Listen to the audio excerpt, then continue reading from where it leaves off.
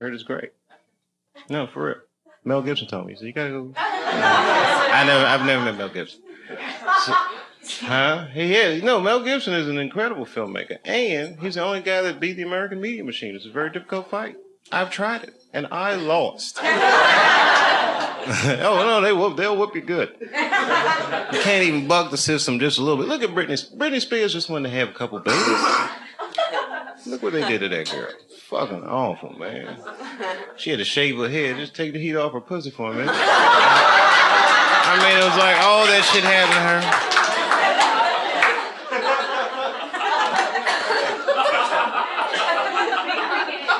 her. Some people know how to beat it. The politicians, they can beat that shit because they get caught. Remember Gavin Newsom, he's the mayor of San Fran, right? So he gets caught fucking his campaign manager's wife. They was like doing blow and all that shit. It's pretty old. I like Gavin Newsom though. That's fucked up. You know what I mean? It was just campaign man. His whole job was to be like, this guy right here is a hell of a guy. It's a pretty dirty dog, right? So, but he got away with it. He's still like Teflon politician. And you know what he did? Checked himself into rehab. That's the move in America. I don't know what it's like in Britain, but in America, it's secret celebrity system. Rehab is base. For regular people, that's like you got to go there and get better and shit. But in the media style, like yourself, the San Francisco Mirror, Gavin Newsom, base nigga, I'm in rehab. Woo! 60 days. I got 60 days. I don't want to hear it. And I didn't know about rehab when the media got me, and they hit me with the crackhead rumor. That shit was fucked up. And I'm a skinny black dude. I can't defend myself. It's hard, people just believe that shit.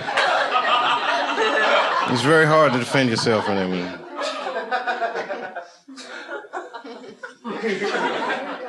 Who else got in trouble? They get everybody. Elliot Spitzer. I actually like Elliot Spitzer, too.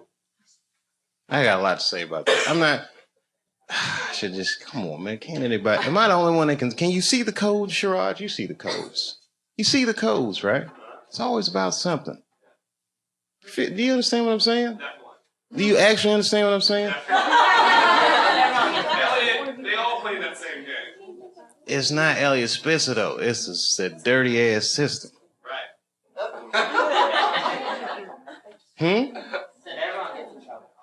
Everybody gets in trouble, but not for the same kind of reasons. I can't explain it. It's a very big idea, and I don't know how to distill it without sounding like a crazy conspiracy nut. But it's not a conspiracy. It's actual fact. You ever read this thing about Lincoln and Kennedy?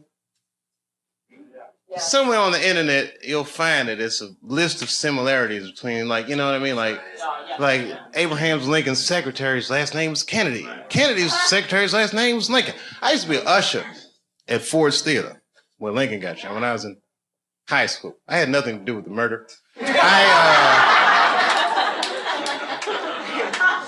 But I just pay attention to these types of things. You know what I mean? Like the way they be trying to roll Barack over like he's Martin Luther King. That's a complete media phenomenon. I didn't draw that line. Martin Luther King was not an elected official. He wasn't. He was a chosen official, but he was not an elected official. That's the difference. Someone sees a young preacher this charismatic, they say, you know what, this guy could actually lead our movement. And at first they asked him, he said, I don't want to do it.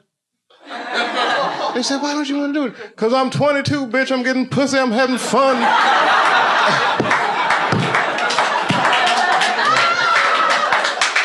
But then eventually he's going to understand like this movement is bigger than him and yet may not have been the same movement without just that one individual. Now, okay, here comes Barack. Barack runs and it was just that shit happens. You know what I mean? Can't explain it. Yes, I can. Barack runs against John McCain, right? Barack's campaign song is Stevie Wonder's Sign Sealed Delivered, I'm Yours, right? Stevie Wonder sponsored the bill for the Martin Luther King holiday. John McCain is from the only state that refused the Martin Luther King holiday, the state of Arizona. Anyway, the point is, it's the same shit with all these people. Elliot Spitzer. Elliot Spitzer, how could he go to a call girl after he was busting prostitution rings in New York? I'll tell you how. Because he was the fucking attorney general. If you're the attorney general and someone puts a docket on your desk, he can't be like, I can't bust these people. I buy pussy. He just has to go and prosecute the case. That's his job. He wins cases. Of course, he's going to have political aspirations because he was good at what he did. And then Nas, remember when Nas went crazy on the radio and he said, Hot 97 is taking money to play these records and da-da-da-da-da. And everyone was like, Nas is insane. And Elliot Spitzer was like, I'm going to look into that. And Elliot Spitzer went in there and he was like, hey, these guys are taking payola. And they fucking ended the practice, the age-old practice of payola in radio. And then years later, he's gonna get busted at the fucking Mayflower Hotel in Washington, D.C. buying pussy. Let me tell you something, I'm from D.C. You know Mayflower Hotel? That's where Marion Barry was smoking crack while he was fucking a girl that wasn't supposed to be. The point is this. Getting caught with a call girl at the Mayflower Hotel is like getting caught with a cheeseburger at McDonald's. Nigga, that is where you're supposed to do those kinds of things.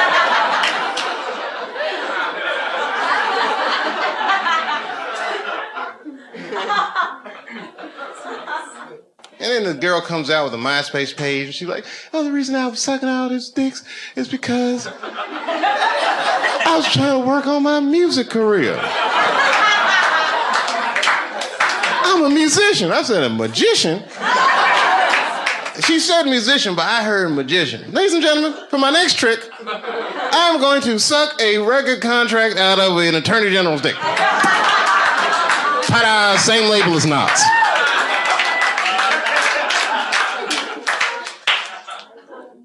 And you know what's so crazy about that shit? Which brings me back to the whole thing I was saying in the first place, is that Elliot Spitzer was going to get prosecuted under the Mann Act. And that says it all. You know the Mann Act? The Mann Act? The Mann Act. Sherrod, you don't know the Mann Act? You better know. In your line of work, you need to know these things. The Mann Act is the law that says it's illegal to take a girl across state lines for purposes of debauchery. The Mann Act was written to get one man, and that man was Jack motherfucking Johnson, the first black heavyweight champion of the world. He used to beat the shit out of white men and leave the arena with white women in the 20s. It was amazing. He fucked the whole Matrix up. When Jack Johnson won the world championship, he chased the white champion. Back then, white champions would be like, I don't fight black people. It's beneath me. But really, they were scared to death. Jack Johnson was huge. And you seen them old tapes and them boxes. Them motherfuckers had that style like this. Jack Johnson moved like a modern person. You know, these motherfuckers, if I had a time machine, I could be the heavyweight champion in the world. Is this motherfucker pointing his fist at himself? I beat the shit out of these guys.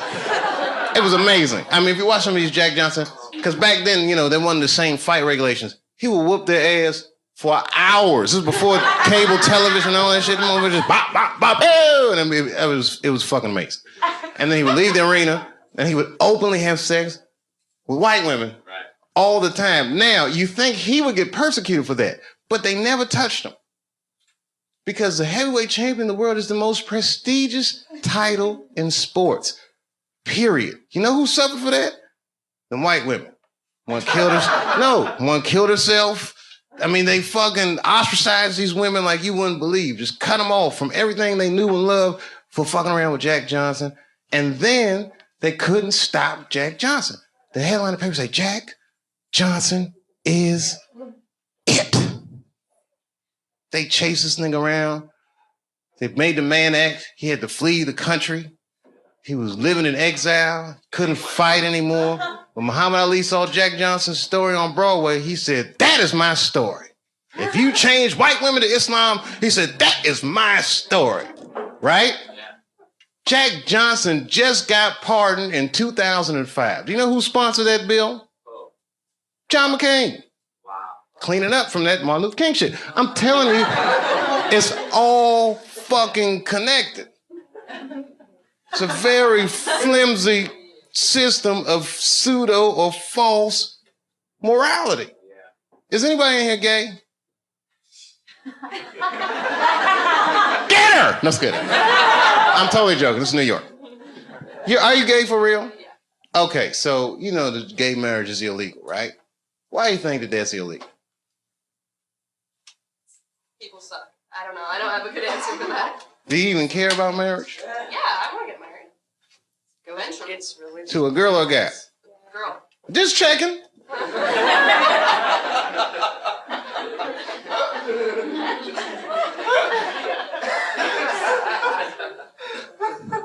Why do you think it's illegal? People are scared of change. Do you think so? Morality. Who said morality? Do you think so? I don't. Whose morality? Who said big business? She knows what's going on. Huh? Hmm? Yeah? Even gays can get married. You're going to wake up to the reality of problems of marriage just like everybody else. And that's all good and well. You see, here's the thing. No matter what your morality is, it's still a secular society. So even if gay marriage is against my own personal beliefs, I can't necessarily believe a government that would say we don't want to do that for moral purposes. Not while you fucking bombing Iraq like that, or sending motherfuckers to Afghanistan like that. I mean, you can't be hitting me with all this dubious ass morality. They say morality because that's what their constituents need to hear, and because they think that's what their constituents want to hear. But honestly, Bill Clinton said 90% of the shit that people talk about has nothing to do with what the actual job of the president is about. You think the president be sitting around, what time is it, 10 o'clock? Oh, we got that gay meeting. Hey, guys, what are we going to do about that? I mean, I don't give a fuck about it. No, who actually is going to give a fuck? Big business. And I have a whole belief system about that you just don't want to know about.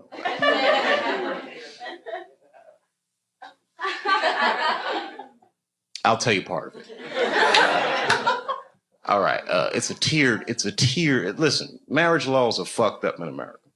I don't think that the government should have that much say in actually how people devise a marriage, because a marriage, right, devoid of any kind of religious belief or emotion like love is a business contract, period and simple.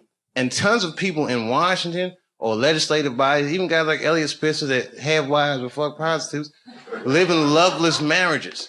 And they have these shits arranged because they're in such a high social stratosphere that they have to keep up a certain appearance. So why are they imprisoned by their own marriage? It's this form of economic slavery.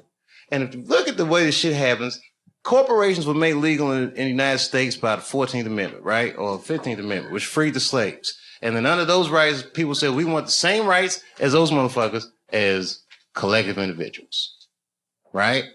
And if you're a collective individual and two collective individuals want to do business with one another, one's masculine, one is feminine, so they define a marriage institution between man and woman. But what if corporations is gay? I'm just saying. What if Aunt Jemima doesn't want to be with Uncle Ben? What if Aunt Jemima wants to do business with Sarah Lee? Well, wait a minute. What if Uncle Ben wants to do business with Mr. Clean? That's all I'm saying.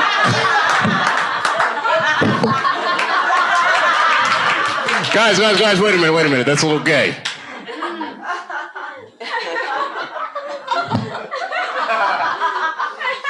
I'm sorry, I thought that was funny. What if Aunt Jemima? I don't think that's what Mr. Clean was. Uncle Ben wouldn't do this. Maybe I should have picked different companies. I put myself in a bad position. I'm just joking around. You're like, we don't want to hear this shit. It's just a conspiracy theory. I believe in aliens too, bitch. How about that? They're coming.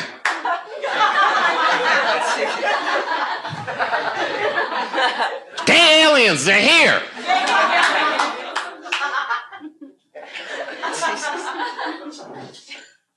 All that shit, fake. World Trade Center, fake. You want to know who blew that shit up for real? I ain't gonna say that. But, you know, it's my own personal thing. I don't even want to say that shit. It's, yeah. You know who I think blew up the World Trade Center? Ashton Kutcher. America, you have been pumped.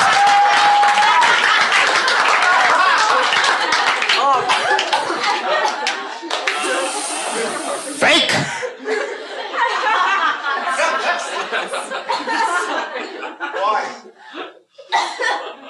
Why did he blow up the World Trade Center? I don't want to sound like a cynic.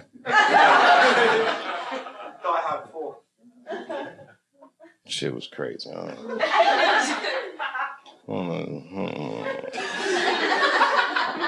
don't know the truth, but I know who does. Strippers. They know everything. Does anyone have a cigarette? Yeah. Sure. Good on you, mate. I wish I had it. Your accents are so nice. And I do listen to BBC News. We all listen to the BBC. You're all listening to the BBC. That's what they say all the time. GMT. Oh, every time you say what time it is, it goes GMT. What does that mean? Whose mountain? Greenwich. Oh. It's the center. Oh, okay.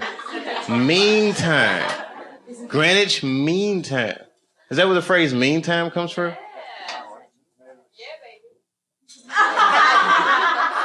Wow, you can tell that your country conquered a lot of shit, man. It's Greenwich Mean Time. I learn shit every day.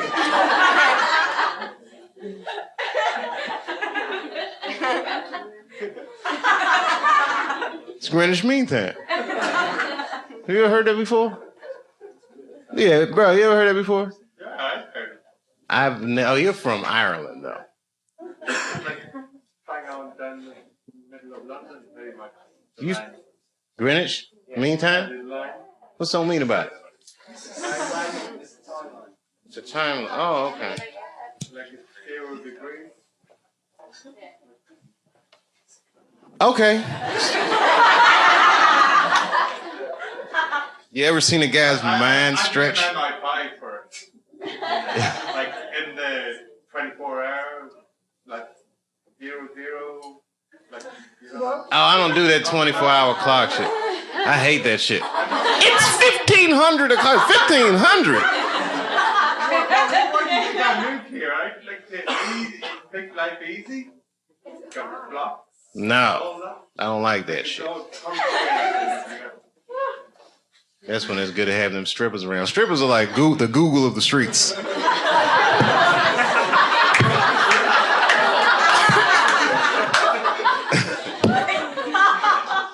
Never seen somebody answer so many questions without a crystal ball.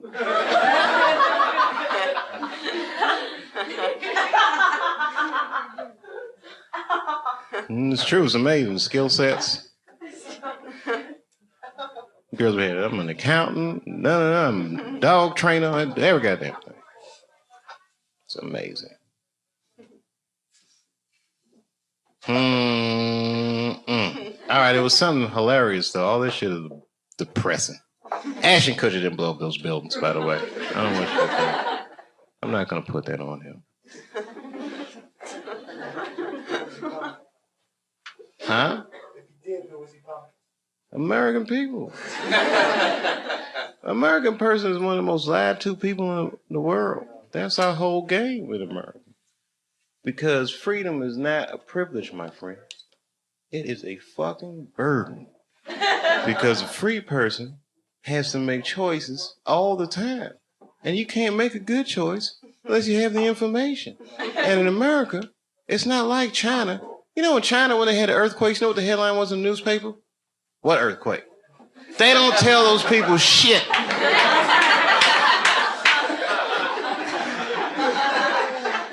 In America, they'll tell you every goddamn thing. And then they don't prioritize the information. You gotta figure all that shit out for yourself. That's right. The war be breaking out, and you'll be like, did Michael Jackson fuck them kids?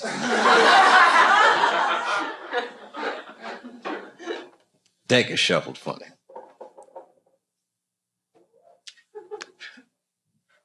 Because we live in the age of spin. You got to be so smart to live nowadays in the age of spin.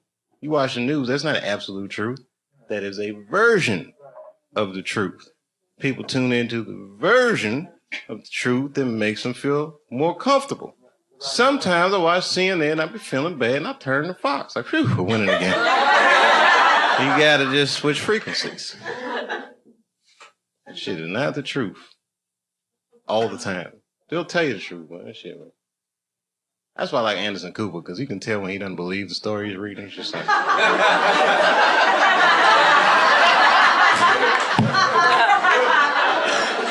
I just work here, Dave.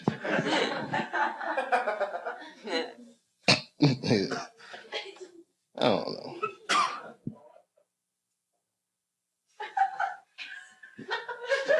There's something to it. It's not that. You know what it is about the age of spin? Because they play so much words, I don't even know what the fuck anybody's talking about anymore. How can you actually know? How can you make a decision? It's like, you know what I mean? The way that we, like, okay, Planned Parenthood, right? Planned Parenthood is actually for abortions. It's for people who didn't plan shit out. So you don't know if you're pro-choice or you're anti-consequences. The whole shit is... If you think about them shits long enough, you'll go fucking crazy. And that's when you gotta find a stripper and be like, bitch, explain this to me. You know the dark side.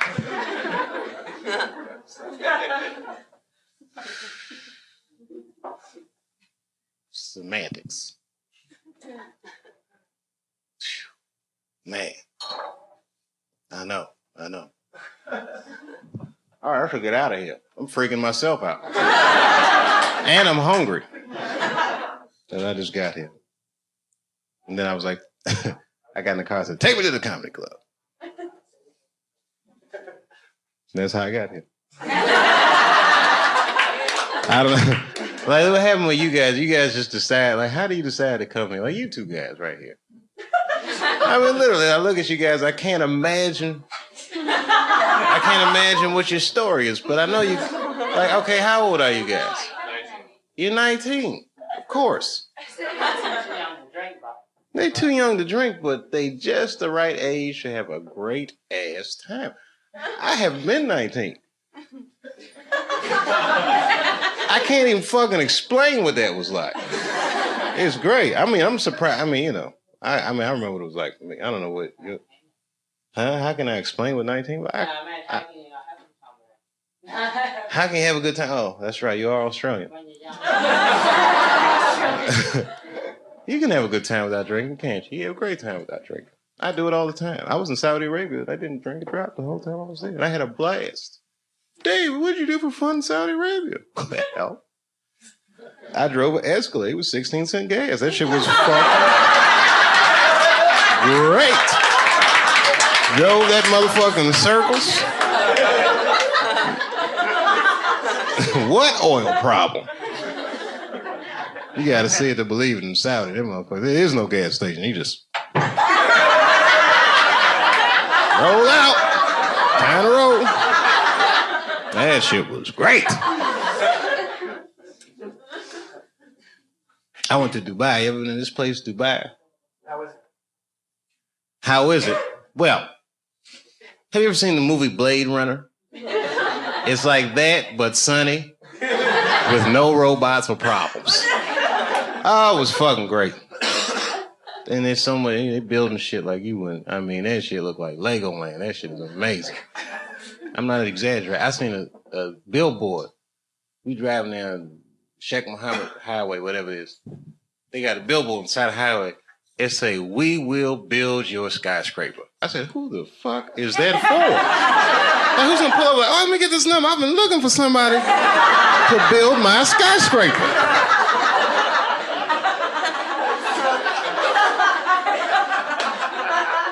Yes, could you erect a skyscraper for me? I saw your billboard.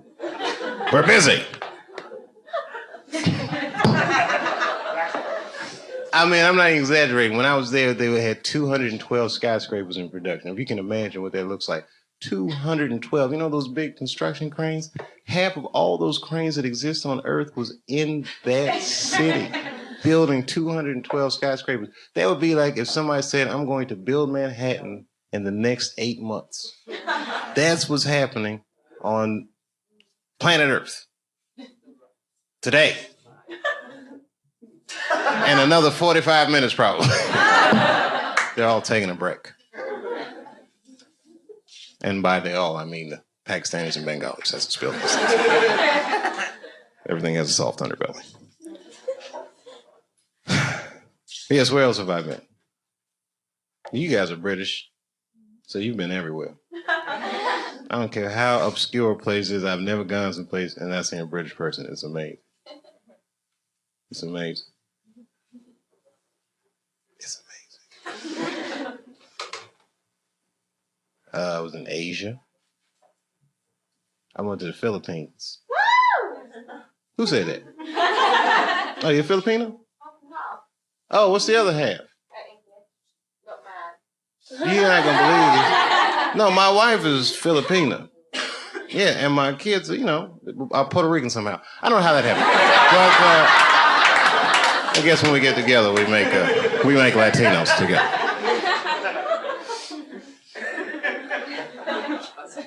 They're not Puerto Rican. They've never even been to Puerto Rico. Why'd I bring it? Oh, I'll tell you what. Have you ever been to the Philippines before? Okay, I went there, and I like the Philippines. I was actually, you know, I did not enjoy the poverty. I shouldn't even bring this up. I'd say it if Sherrod was here. It's the kind of thing, it's like, you know, when you're a comedian and you see something horrible, you should just only tell other comedians about that. Because everyone else is going to, you know, we had that worldview. I'll tell you, because you're a comedian, all right? It's not funny at all. I'll tell you, it wasn't funny when I saw it. I'll tell you when it was funny. Okay, so we're driving down the street in the Philippines. It was like urban area. Now, I don't know if you've ever been to Asia. Traffic, not so good. As a matter of fact, it's horrendous traffic. Small, you know, it's somewhat chaotic. For me, for my American standards. Excuse me, everybody. Whatever. Okay, you've seen hood movies. You picture bad neighborhoods. You've heard all these things, but you got to see, you know, real poverty. Like when an American sees it, you can't help but be like, "Holy shit!" Okay, so we made a couple turns trying to get out of traffic, and then we turned into it was like the real world, real poverty. What do I mean by real poverty? Well, there were tons of things that I saw in that instant. Like we turned a corner and all of a sudden it was like, I've never seen any of this shit before in my life. One of the things was, because it was an urban setting, you have to imagine it's a city, but there was a guy and he was, it wasn't funny to me. This was not my initial reaction. And I need to tell you that, but you're a comedian, so please look at it with those glasses. This is like that Kramer moment I was so worried about. Okay, we turned the corner and there was a guy who's walking and he had no clothes on, right? Now, that shit could happen in New York, but the way he was walking was like he didn't have no clothes anywhere. Like, it wasn't like he was walking to some clothes he had. He was just walking like, I'm naked, B. So like, I know, now, it wasn't funny to me at all. My kids were in the back. They were like, oh, shit. Like, you know, they were like 5 and 8. Oh! Like, all right, so now, their reaction to it made me want to just because they're kids. And I remember what it's like being a kid. And he was naked, man, in the city. And all right.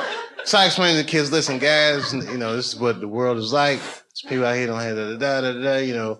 There's grandmothers from there. She's explained to her mom. We all explained to her. The kids like, oh, snap. Okay. So then we come back to America. It's like 8 days later. And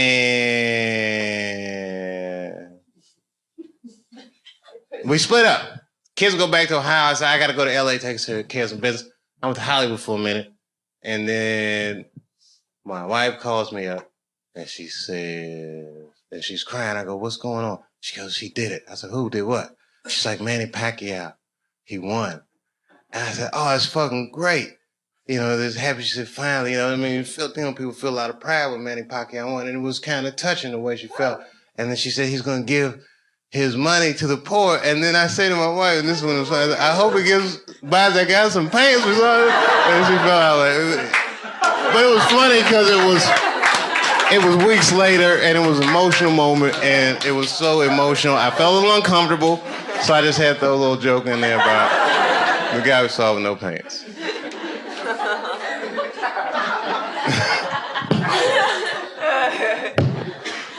As a matter of fact, this show is dedicated to that guy. The show's to the guy. Not just my set. I'm dedicating all you guys to shows.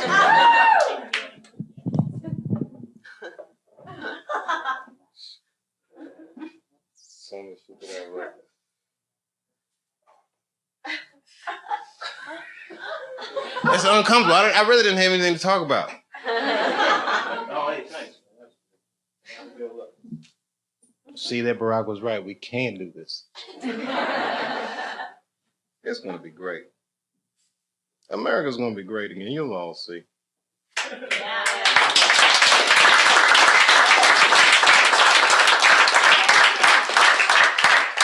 Because I don't even, you know what? I'm going to be honest with you. Like, this is the first time I really voted.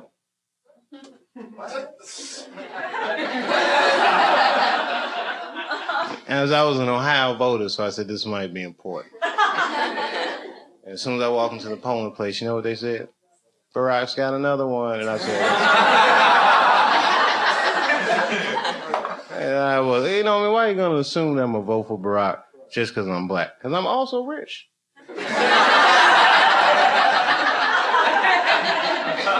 Maybe I don't want my taxes to go up.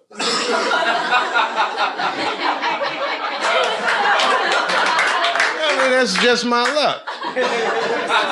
As soon as I get some money, that's when it's like, we get a black president, like, come on, Dave, let's be responsible. All right, Barack, all right.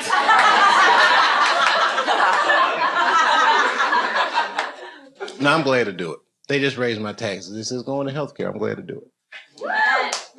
You know why? Because Americans should be allowed to be sick if they need to be. I hope you have a good trip here. Do not get sick in this motherfucker or you are doomed. We don't even give a fuck about our own citizens. You think we're going to help you? They have that Lords of London on you. We don't give a fuck. You got to pay China back.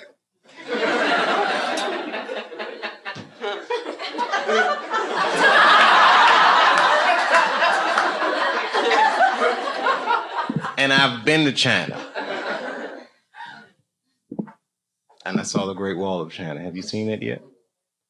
Anybody here seen the Great Wall? Anyone? You've been to China? Are you Chinese? No, Korean. Oh, man, you must have been so jealous. No, I'm just kidding. I'm just kidding. You guys got the demilitarized zone. That's great. I mean, what do you call it? What do you guys got in Korea? The DMZ, right? The something parallel. 45th parallel. It's a thin layer of America protecting you. I'm just kidding. Did you like the Great Wall? I did. It was amazing, wasn't it? Yeah. You know why? Because it's the largest man-made object on Earth. That's what they said. And she claimed, the tour guide, that it's the only man-made object visible from space. I have yet to confirm that. I'm still getting my space money together. But it was amazing, man. I personally was amazed. Because I didn't know that ancient Chinese people actually had, Mexicans like that. I'm not saying Mexicans built that wall. I'm saying Chinese built that wall to keep Mexicans out of China. That's a very advanced culture. America didn't think of that till 5 years ago. I was kidding. Well, did I make that up? I'm sorry. I thought we were going to build something in Texas. Was that me? Oh, no, that wasn't my idea, was it? right, that was an easy joke and it was wrong. And you know what? Yeah. You know, if I was the king of the world, though, honestly, I would give illegal immigrants just enough legal status so that they could at least get a driver's license, and you know what I mean, call the police if something happened. You know what I mean? If you're illegal, you can't even call the police.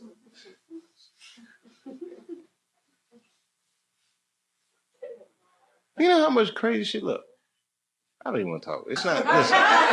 Listen, I'm gonna finish up right now. This is it. This is all I'm gonna say. All right, you seen the paper, right? I shouldn't even bring this up because it's not funny, but it's just an illustration of where things are headed. And, you know, there's a high incidence of violence in America, right? And violent crimes and all these like extraordinary crimes you read about.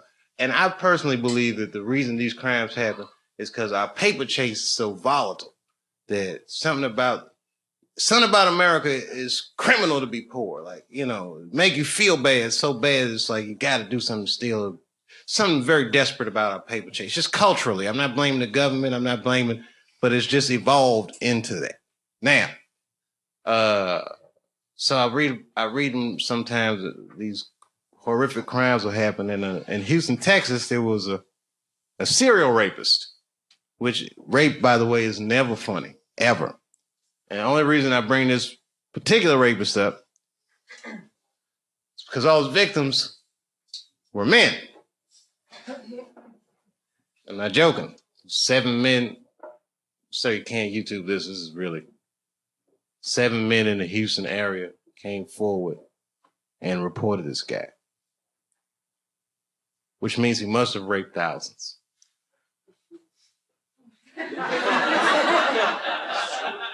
Because that is a very difficult phone call for a man to make. I'm just saying. It's not the same like when you get raped, ladies. There's no hotline or support group for that. When a man gets raped in our culture, you just gotta get up, walk that shit off like, oh, got raped. Got a man up about it. You gotta be talking about it. These guys don't really care about each other in America. I can't explain it, but I don't know what a British dude would do. You might, but in America, you know what I mean? In Houston, Texas, I don't know, you haven't been to Houston yet. That's not the shit. That's not. Like, if dudes go out, like, okay, these two dudes might be best friends, right?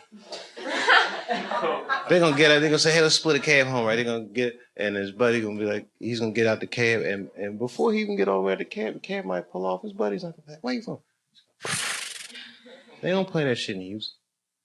Houston do be like, hey, man, could y'all, just wait for a minute till I get in the house. And I'll flick the porch lights on and off, let you know. You pull off, they'll be furious. Hey, y'all could have just waited for a minute before I got in the house last night. Man, we was tired, all right? Shit, we had to drop everybody off. What's wrong with you? What's wrong with me? I got raped last night, baby. What?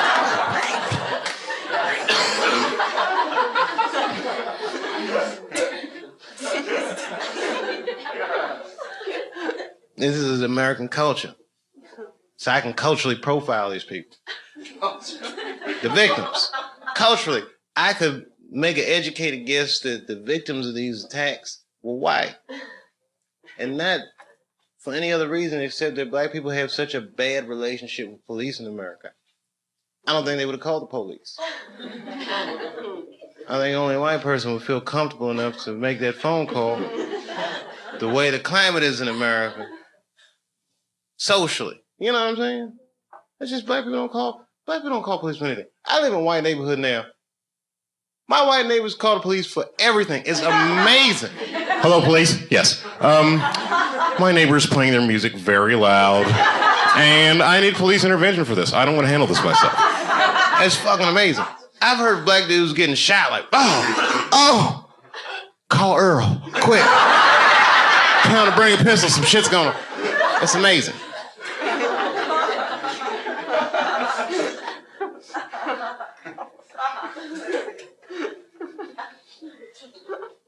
I just can't see that someone coming in the clubhouse. Oh, Earl, what's wrong with you? Oh, I got raped, man.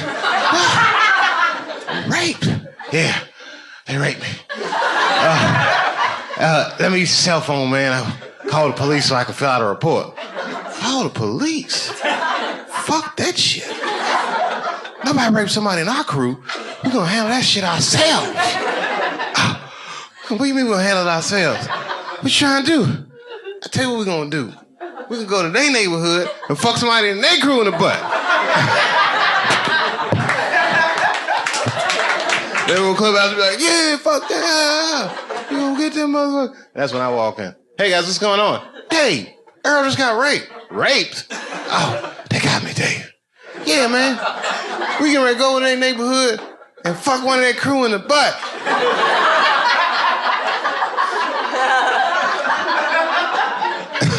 That's when I had my boys in the hood moment. I can't get in that car though, boy.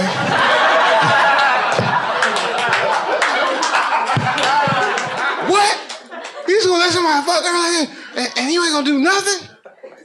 Hey, listen, man. All right, I got kids and I got family. I'm famous. All right, I got shit to lose. I can't just be raping people every time I want to settle my differences. Why don't we just call the police or something? Can't call the police, man. Raped. All right, hold on. Let's just think about this, okay? Shit. All right, look, I got some money, all right? Why don't we just hire some gangsters? Rape these guys for us. Then it turns into The Godfather. I go to Little Italy, pay them gangsters off, and they be driving around the hood. There he goes. Hey, you, come here. Let me talk to you for a second. And the guy be looking like, oh, maybe you want to buy some crack. Hey, what's going on, guys? And then they put him down. Pull his pants down. Pull down their pants. And right before they rape him, he says, Dave Chappelle says hello.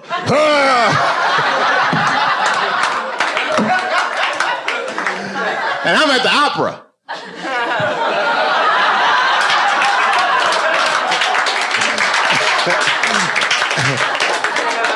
And my cell phone vibrates.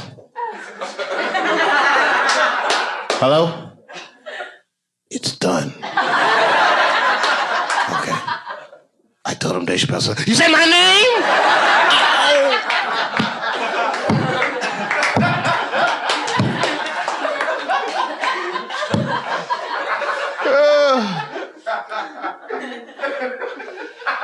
Not an appropriate joke, I know. Male rape is on the line. It's not rape. It's not funny, but it's so bad that it's. You know what? It's the kind of joke that I would tell in a nightclub, but I would never tell this joke on television. Even though I might, maybe I will. Maybe I will. I have mixed feelings about it because it actually happened. You know what I mean? And I want them 7 victims to be like watching it and then be like.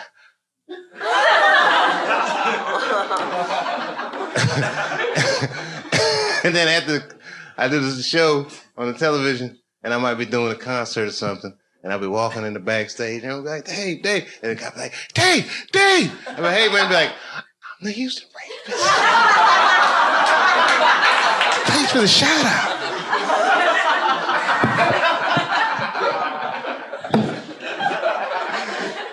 That's fucking awful. I know. I feel strange about the whole show has been weird for me. But you know why I'm doing it? For sushi. Can I have some sushi money for this? Tonight I am going to have sushi dinner. No, I'm going to go get sushi for myself. Hopefully with some of their money. And do you know why? Because I live in a place in America called Ohio. Ohio is a great place. It's the birthplace of aviation. So they say. The Wright brothers built their little plane there. Our license plate says it's the heart of the all, and our state motto is, with God, all things are possible. However, I'll tell you what's not possible in Ohio is getting a good sushi dinner because it's too fucking far from the water, and that fish be tasting funny as shit. Every time I come to New York, I try to get myself a decent sushi dinner. And I take a picture of it on my iPhone, and I send it to my wife with a little caption that says, "In your motherfucking face, baby." And then she texts me back, LOL, fuck you. You know, we have a funny relationship. We really do. We have a good relationship. As a matter of fact, it's amazing that she's not with me. Because I depend on my wife so much. My kids think I am their brother. It's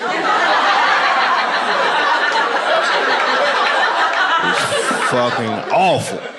I'm like, hey, y'all, let's watch some TV. Mom says we can't. Oh, come on.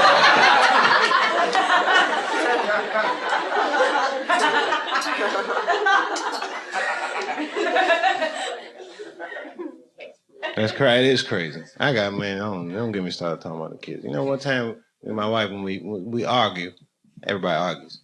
But sometimes, like, I'll vent on stage.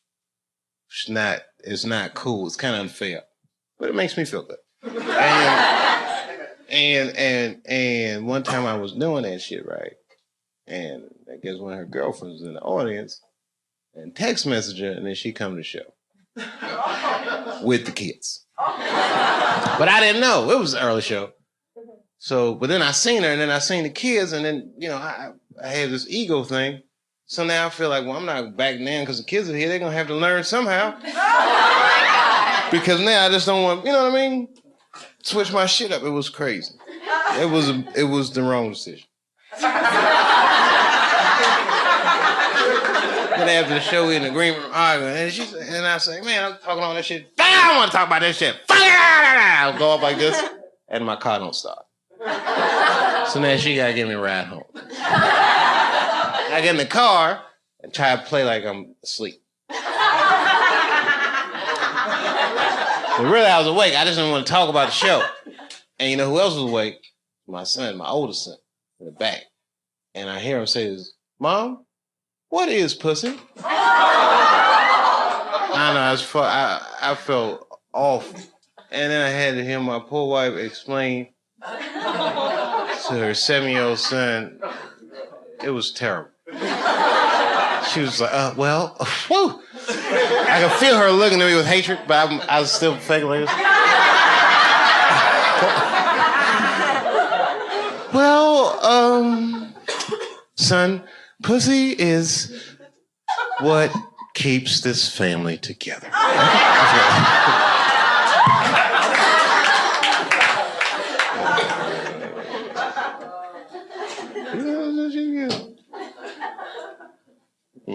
I got so many jokes about them kids. I'm not ready for that, though. I'm ready for that sushi dinner. Spicy tuna, I can taste it. Salmon with the crispy shit on it. I don't know what that shit is. What is it? You're probably right. Tempura flakes. Are you a chef or something? You just can tell. Yeah, sushi's good shit. It is really good shit. You know, like go in a restaurant, you take your shoes off, and they'll be like, sir, put your shoes back on. Oh, sorry. Sorry about that, you guys. I just get into the whole thing like I pretend like I'm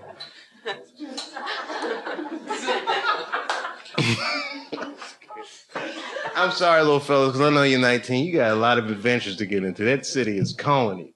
And you're probably too young to remember it, but there was a song just about what you guys are going through tonight. And it came out in the 80s. And it goes like this. You belong to the city. You belong to the night. Living in a river of darkness beneath some neon lights. And then there's the saxophone part. That's right, that's right. That's old school. You don't know about music like that. You're 19, man. It's amazing. You don't understand. You grew up with the internet. I'm just figuring this shit out. You got satellite television. You got a phone in your motherfucking pocket. I used to have a cell phone this big. If I talk for more than 25 minutes, the back of it get hot.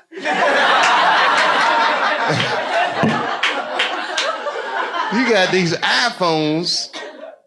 I'm still impressed by that. Have you seen it? That shit is amazing. I could pull my iPhone out in front of Batman. He'll be like, what the fuck is this? Oh, you haven't seen this yet, Batman?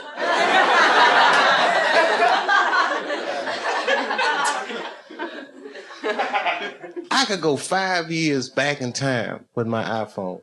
And when I get back in time, it'd be like, what was it, 5 years ago? 2003. Okay, I go back, 2004. All right, I go back in time, right? And somehow I get access to a time machine. Now I go back in time. It's 2004. And I go to somebody and go, hey, I want to get something to eat. Where's a good sushi place? I don't really know my way around. I'm from the future. People are like, you are not from the future. I am too. Where you from? And I pull my iPhone out and say, I'm from 25 years in the future. They believe me. But really, I'd be like, I tricked you, motherfucker. I'm only from 5 years in the future. Shit is right around the corner, motherfucker. It's about to happen.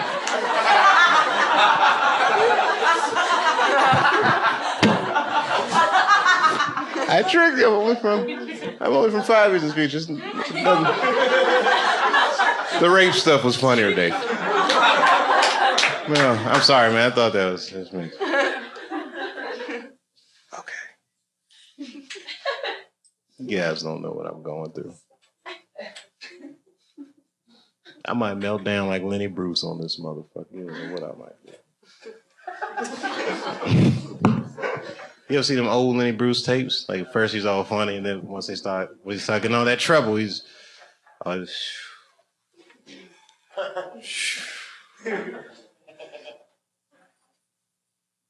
should melt down on the show. How about Joaquin Phoenix? What y'all think about that? That was bad? All right, I watched that, and I watched that whole interview, and I said to myself, Joaquin Phoenix is a fucking genius. That was like the greatest press appearance I've ever seen in my life. Yeah, that shit was... Yeah, you saw it? Yeah. What'd you think? Why? He was so what? He was not, no, he wasn't stoned with it. Oh, listen, I've been high. He was in complete control of that situation. You understand? This is how brilliant it is. Basically, what he's doing is resisting every protocol of what it's like to be on a late night talk show. He didn't do any of the banter. He didn't do any of that, hey, good to be here, Dave. I got a new movie coming out. He didn't do any of that shit. He's a completely different kind of celebrity than I am. By design of what he does. He's a fine actor. So you don't know what he's like. Only time you see Joaquin Phoenix, he's in a movie pretending to be somebody completely different. And he's very good at it, so you can't tell what he's actually like. So this is the first time he ever stepped out in front of his work, and he was like, made a point not to be charming at all. How have you been? Good. What are you working on? Music. What kind of music? Hip hop. And then everybody laughed and he goes, is that funny? I said, this guy's a fucking genius. 10 minutes on Letterman. He was on every publication the next day. He was in USA Today. Look how crazy it is. Everyone was talking about, he's a fucking nut. He must have been high or something. Joaquin was probably reading that shit like... I said, this guy is fucking brilliant. And you know who the guest on after him was? Exactly. Who gives a fuck what happened after that? Joaquin won. Check and mate. I said, that's the Mel Gibson playbook right there. Mel Gibson beat the game. Easily. And a move so weird and abstract, I'm surprised no one's done it sooner. This motherfucker made an action movie about Jesus. Check and mate. There's no answer to that.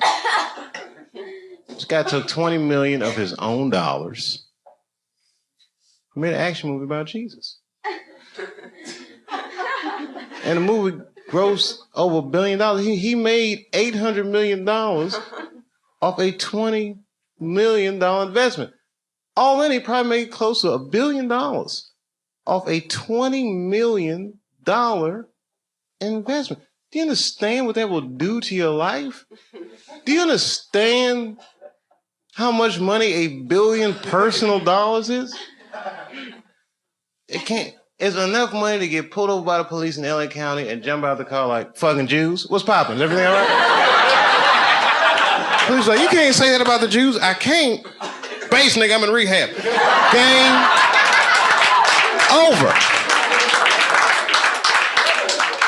That had never happened before. And then followed that shit up with Apocalypto, which was fucking... That movie's great. Have you seen it? That shit is like Mexican Braveheart. That is the best shit I've ever seen in my life. I was talking like that for a week. Taga, taga, taga, cha. Taga, cha. You wanna know why? Because he made a movie, a major studio movie. He didn't use one Hollywood actor in the entire movie. That's not cheap. That's amazing. He got indigenous people from the Yucatan to be in Hollywood. It's amazing. You imagine that shit? Just going to the Yucatan? Let alone going there to cast a movie, just walking up to somebody in a thong.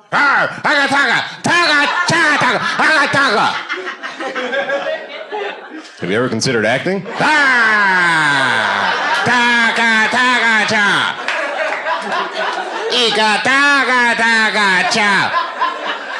Well, my name is Mel Gibson, and Passion of the Christ. I've seen that.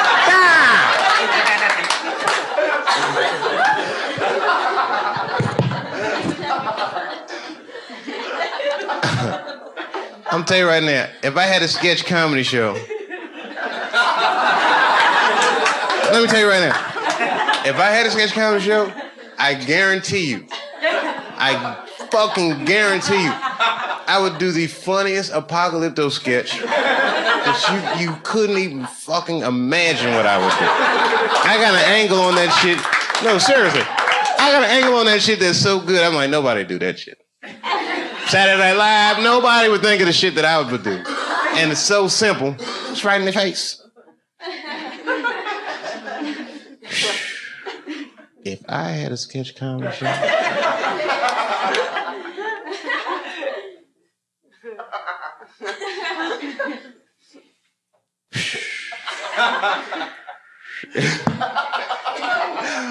You know some funny shit me and my wife was talking about? This makes me laugh. You know that Beyonce song? She goes, if I was... Say if I was a boy, you wouldn't understand.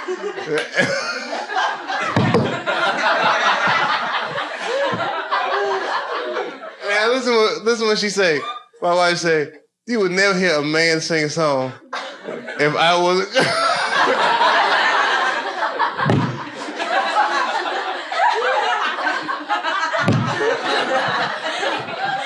She said some worse shit than that, but I won't tell you what she said. But that shit was really funny. If I was... We used to like... This should be... Yeah, this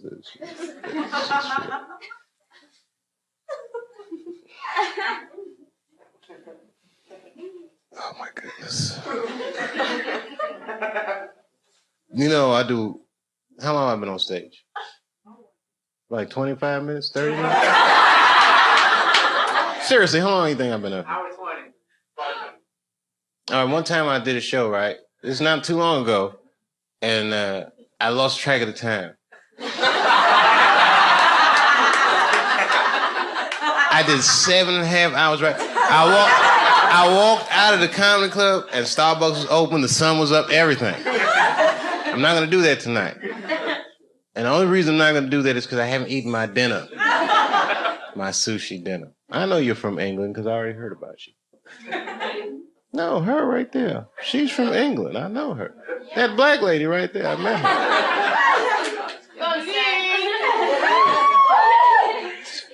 What is this, the embassy party? What the fuck is going on? How do they all know each other? I'm starting to feel uncomfortable.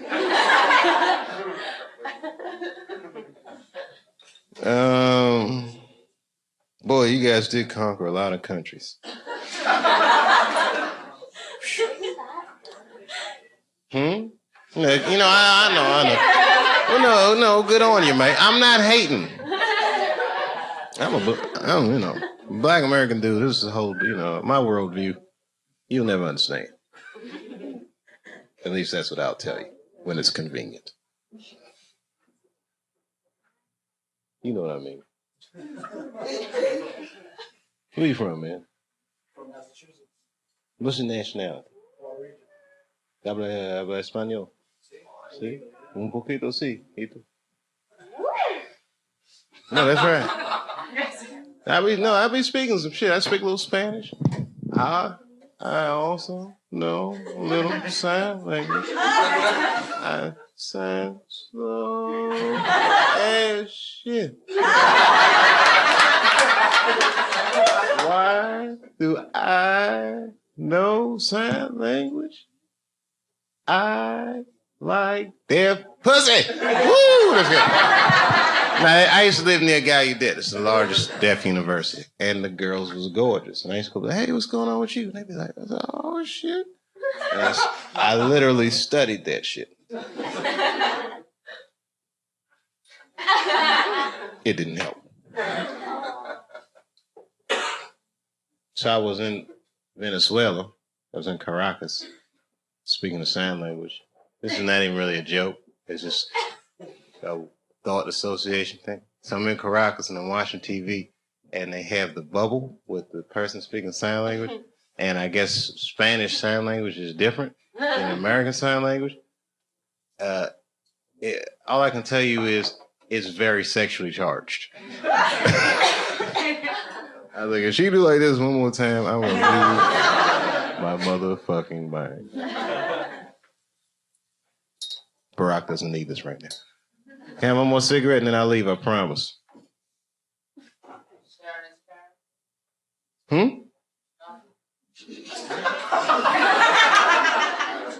What time is it, Greenwich Mean Time? About 4 in the morning. Oh. I like the way you guys talk.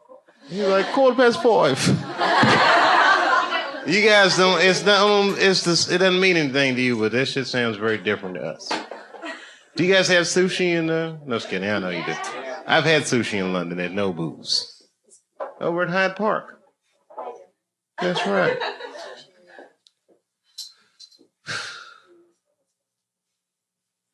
I have a plan to save the world. Well, I'm not going to talk about it. Some strippers help me put it together. Where y'all going? What train you catching? Back to Long Island. Oh, you do have to catch a train. No, don't be upset. No, you ain't no disrespect. And listen, if I wasn't me, I'd walk out on you. Because I already know what I'm going to say anyway.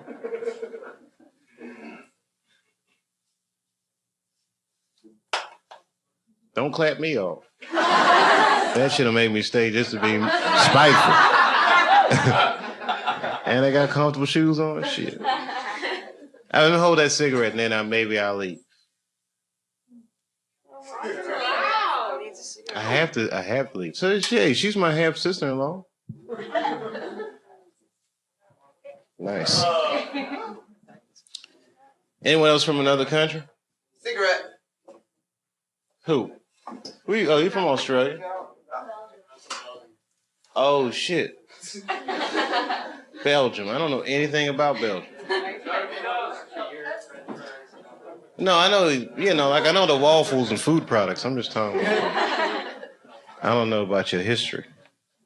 You guys are mysterious. Not that you're mysterious, but you're not troublemakers. You like that quiet country. There's no Belgium stereotypes I can capitalize on. You know how the Belgium do. Oh, shit, they do be doing that.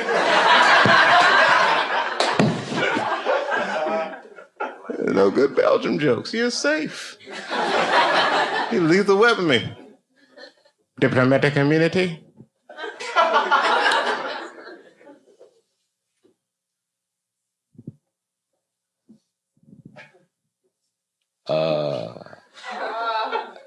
I had thought of this. Nah, I'm not gonna. That's corny. Let me get out of here. Sometimes I'll stay on stage and I'll just be thinking of so many funny jokes. But tonight, I can't think of nothing but that sushi dinner. I'm not even lying. And I know where I'm going to eat it at, too. I might go to 3 different sushi restaurants at this hour of the night. What time is it? 12:25. You probably wonder why I couldn't tell that from my watch. It's broken. But it still looks nice. It's on GMT.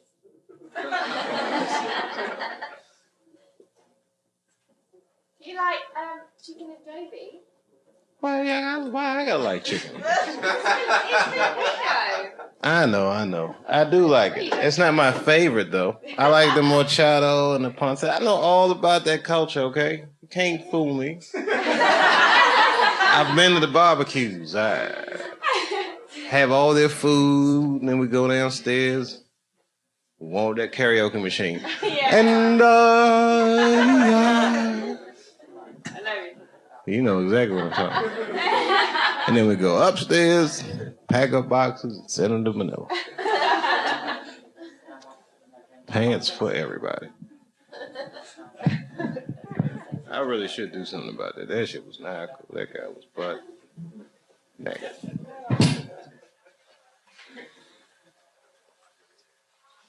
You're gonna make it. You two, as a couple. You're gonna make it. No, I believe in you. You know why?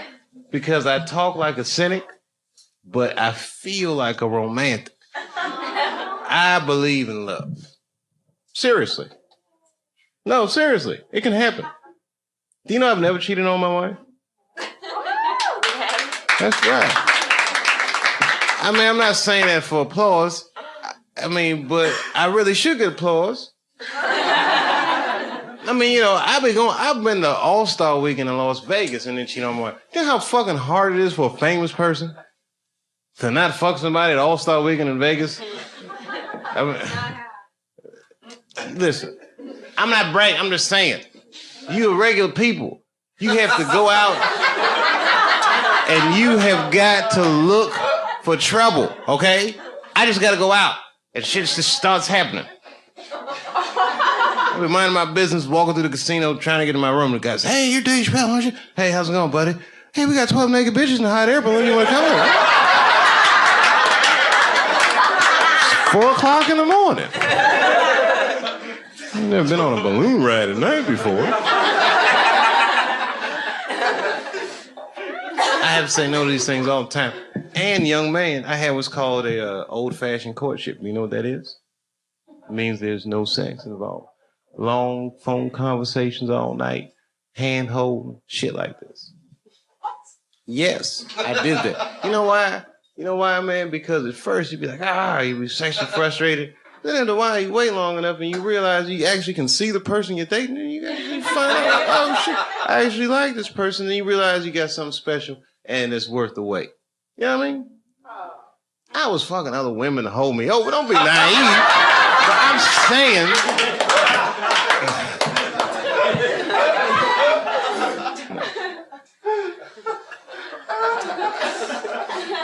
No, you know why I don't do it? You know what? I've been cheated on before. We're all human beings, right? This happens to the best of us. I personally didn't like it. This happens, you know, you're a pretty girl. Have you ever been cheated on? You don't? No, okay. He's looking like... I'm playing with you. You know, but you know how them Belgians be doing, man. That's good. I don't know what you... None of y'all have ever been cheated on. Any of y'all never been... Never. Huh. Not that you know. Oh, good on you. I've been cheated on, and I caught the girl in the act. That shit's dead. That's bad. You clap. That's it. That's it. Look, the only thing for me, I mean, you can't even imagine how painful that was. For me personally, the only thing worse than seeing it with my own eyes, and this is just me, was fighting a naked man. That shit was gross. It's like he had 3 fists or something. You know, I'm boxing us up about it, and then his dick caught my jeans. Just a little.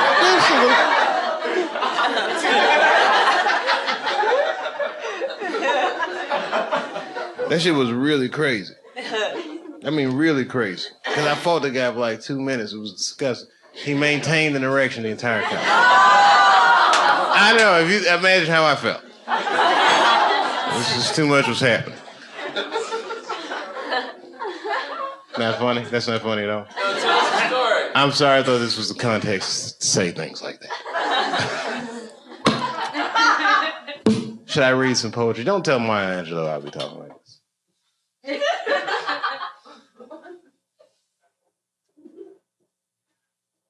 You know, I seen Maya Angelou, and I went to her house. Yeah. They didn't show this part on television, right? You gonna take off? Don't tell Dr. Angelo about me. Are you leaving for real? No, what is that? But I want to hear the Maya Angelou thing. Do you want to hear the story? It's not all that, but it is because it's Maya Angelou. She know what she do. See, the thing is, you have to, if you talk to her, right? I'm not gonna do an impression, but if you talk to her, she can quote literature like she's Maya Angelou. I'm not even gonna tell you this story. It's not that. Well, she goes, there's a book by a man named Machiavelli called The Prince. She goes to a whole diatribe about Machiavelli, who he was, you know, historical context. And I realize I'm talking to a woman who is America's poet laureate, professor of literature, and, you know, Pulitzer Prize, whatever. She won it all. She says, in this book, Machiavelli says to the prince, he must separate the people. And if the people cling to one another and refuse to part, then you must picture them as if they were in a pit. And eventually, they will push one of their own to the top to be their leader. And when they do, you must grab their hand and fling them to the mountaintop with the villa. And if they don't, no, she says, and if they refuse the villa, you must cut his motherfucking head off. She didn't say that. She didn't say that. You must cut his head off. Do you know what that means? It means I should have taken that $50 million when I had the chance. But you know why I don't feel bad about losing that $50 million? Because what if I have $10 million in the bank? Okay, you know the difference between having $10 million and $50 million? $40 fucking million, that's right. But I can have $10 million in the bank. I can go to a restaurant and I could look across the room and I say, you see that guy over there? He has $500 million. We're eating the same thing. And we might even drive some of the same cars. And we might even fuck some of the same girls. Because I've never heard girls say, I would fuck him, but he only has $10 million. You'll never hear that shit. It's all relative. And money is an abstract idea anyway. I'm serious about that. It's out there. Digitally. We're all digital strippers. Working like hoes for digital paychecks. Go to the bank and try to get all your money out. If you can, you probably don't have that much money. But if you can, then I hope that tax break works out for you. But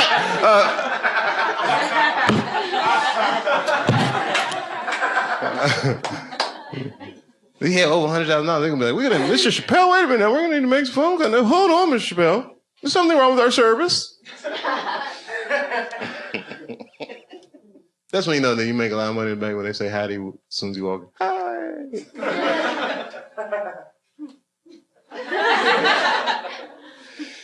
The whole thing makes me nervous.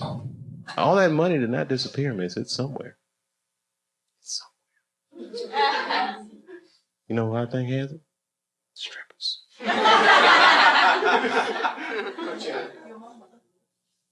Oh, she said my mom must be rich. Ooh. I can't believe that. A white woman from England just stung me with the mama joke. That is a first in a very long and boring career. Finally, something is, I've been waiting for you for so many years. I knew you would come one day. That was fucking great. She just hit me with a mama joke. And it was all proper and British. Her form was nice.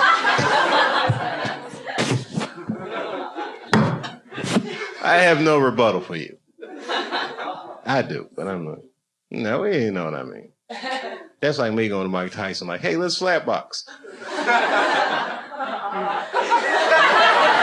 Of course I have a rebuttal. And of course Mike Tyson could beat me in slapbox. I hope to think that he wouldn't. Demonstrate that.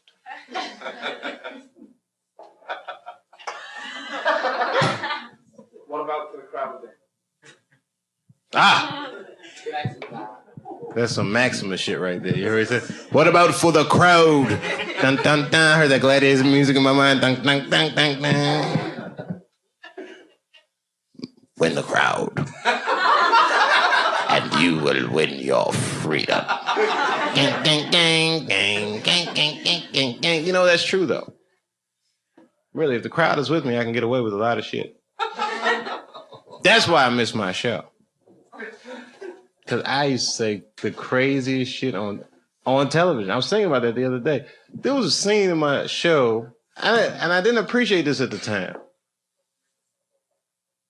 First of all, I like Rosie O'Donnell. Personally, I've met her and I know her. We look in the Player Haters Ball sketch, we look at it in the photo flip, and I say, she wears underwear with dick holes in them. And that's a silly joke. But I remember having a series of phone calls where we argue about whether or not I could say dick hole in that. And I remember the lady from Standards Practice called me Dave. I was like, yeah. She's like, you got it. You got dick hole. I was like, great. But you be so busy, you don't appreciate how great of a moment in your life that is. I said dick hole on television. I was over 30 when I did it. That's fucking hilarious. Robert Kennedy was the Attorney General of the United States. He was 36 years old. I was over 30. I said dick hole on television. You think they could have got away with that shit? No. You're gonna make it, kid. You too. Thirsty for her? No, I'm good. I'm thirsty for a sushi dinner with some soy sauce. I'm not that kind of dude. I don't like looking at other dudes' girlfriends. That shit make me uncomfortable. You know what I mean? That's just me. I mean, I'll be looking at them, but not when they're together and shit, you know? That's how I can tell I'm like not a good-looking celebrity. Because girls will come up to me, like real hot girls will be like, oh, my boyfriend loves you. Like, oh, great. That's them drawing the line like, nah, this is not for me. I met this lady. She was fine as shit. You know what she told me? She says, my grandchild loves you. And I was like, holy shit, I'm talking to a gilf.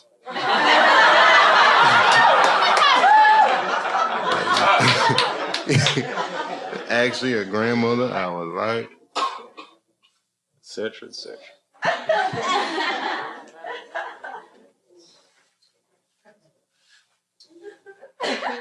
She was beautiful. It was amazing. I can't believe she had grandkids. Oh, we love you. No, it's all right. I mean, look, I'm good. I'm comfortable with myself. I know what I look like under these clothes. Not bad. Naked, I look like a Kenyan runner. You ever seen them Kenyan runners who come when they win the New York Marathon? I'm approximately like that naked.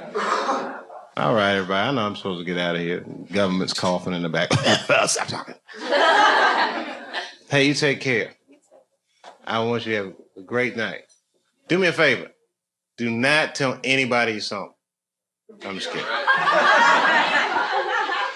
Just working on my comeback. 35 people at a time, baby. That's all I need. So this shit will get out.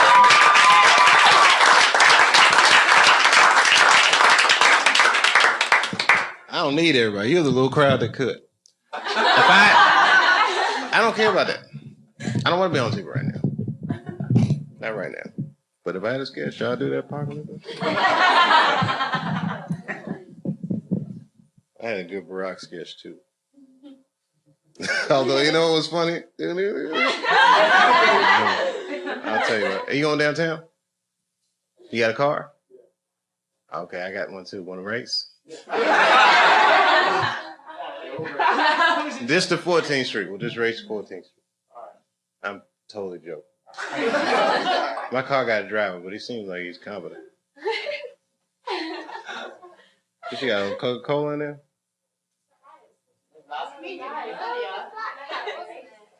Oh. She said, I like British people. She says he left it here ages ago. I want to learn how to talk like it. Hey, she is back. What's happening? Hey, can I have a Coca-Cola? Hey, she is back too. You know what he asked me about you? He asked me if I was thirsty for you.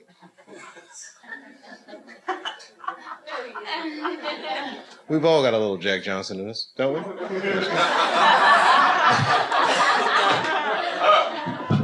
I'm just kidding. You know that. Listen. My mouth says racist things. My penis is humanitarian. He wants to see everybody do well. Do you have any Coca-Cola? Oh, it is coming. Where's your sushi? Downtown.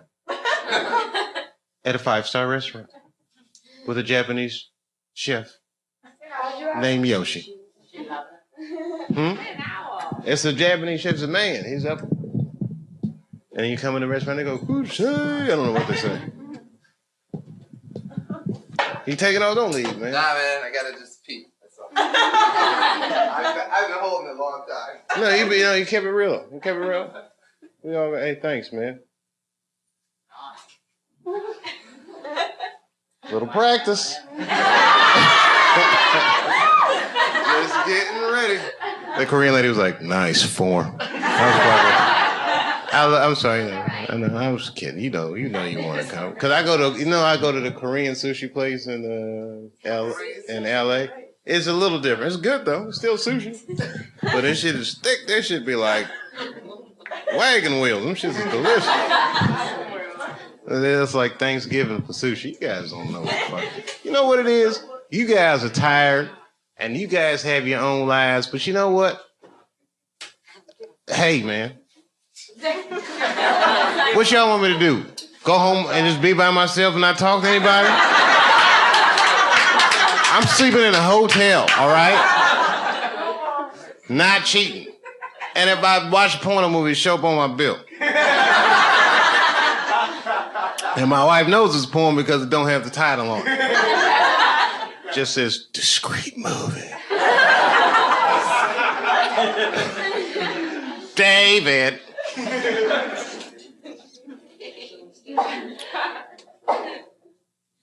And after I eat my sushi, you know what I'm going to do? I'm going to go to the gym. And you know what I'm going to do after that? Get some rest. But first... No, I'm not going to get more sushi. But I traveled today. And I didn't get my dinner because my wife didn't cook.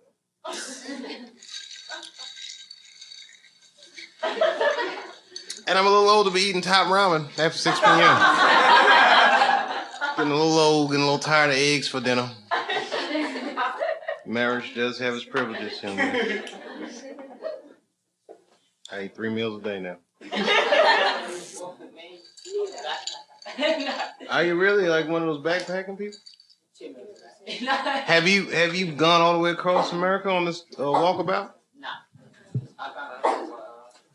But you haven't gone across America. You ain't seen shit till you go across America.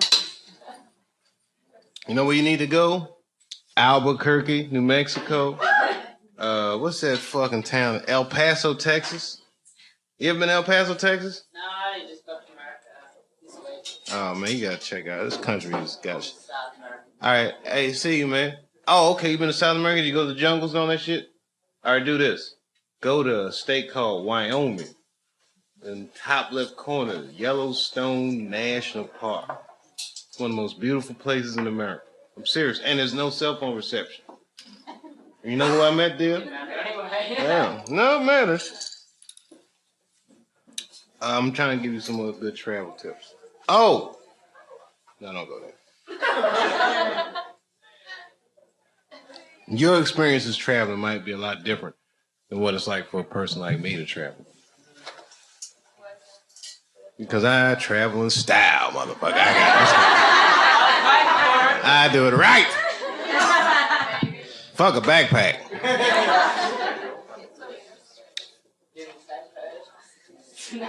I've done that before. Hey, you guys take it easy. Oh, you gonna smoke? You know why I can smoke in here? Because I have an endorsement deal with Philip Morris. I don't drink alcohol. Change my ways. Hallelujah.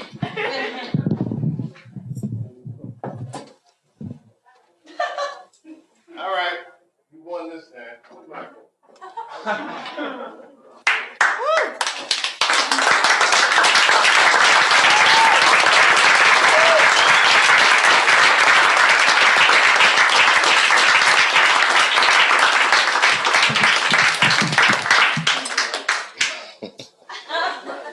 Thank you. I'm not finished. Oh, boy. Hey, What's the Barack sketch? Yeah. Oh, I got it. Come on, man. You know, there was a story in the New York Times, though, about how comedians were having a hard time coming up with Barack, though. You got to be out of your motherfucking mind. I mean, not just because he's black. I mean, you know, but I got stuff. I'm a joke telling machine. I have no choice.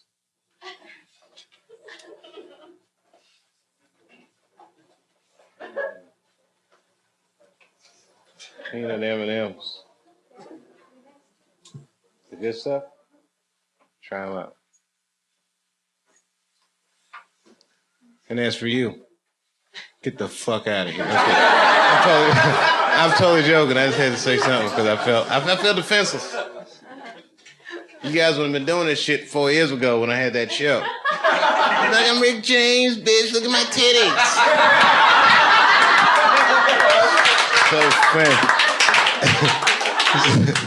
So finicky.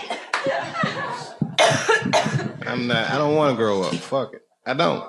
I have to. I have no choice. But inside, you know how you feel all young at 19? That's how I be feeling. 19. 19. You don't even know about that shit. There used to be a whole song about that. Remember that shit? 19. 19. 19. 19. 19. You know what it was about? Vietnam. Saigon. That was the average age of draftee, Vietnam War. 19. 19. Holy shit, the 80s were weird. Remember Max Headroom? Yes. And everyone's like, it's fucking amazing. Not really. Not anymore.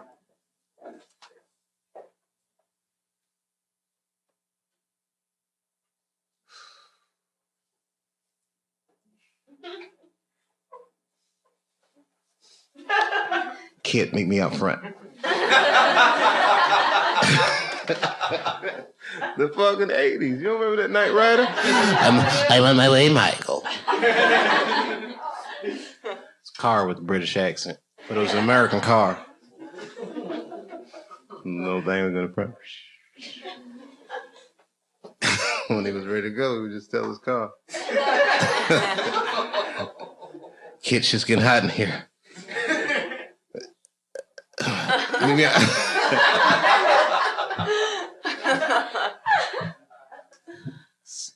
It's a 1 hour television show like that. Night Rider, that's right. 1 hour. You know, one time I went on a date with a girl who was a flight attendant, and I couldn't tell how old she was. She was a flight attendant. Crazy things happened to their skin, and she was black. So she could have been anywhere from like 20 to 60. As I asked her, of course, the date, I said, how old are you anyway? She says, David, you're never supposed to ask a woman her age. Like she got off, you know.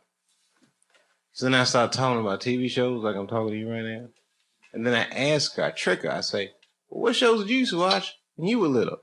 She's like, oh, I used to like to watch Gunsmoke and Bananas. I said, Gunsmoke?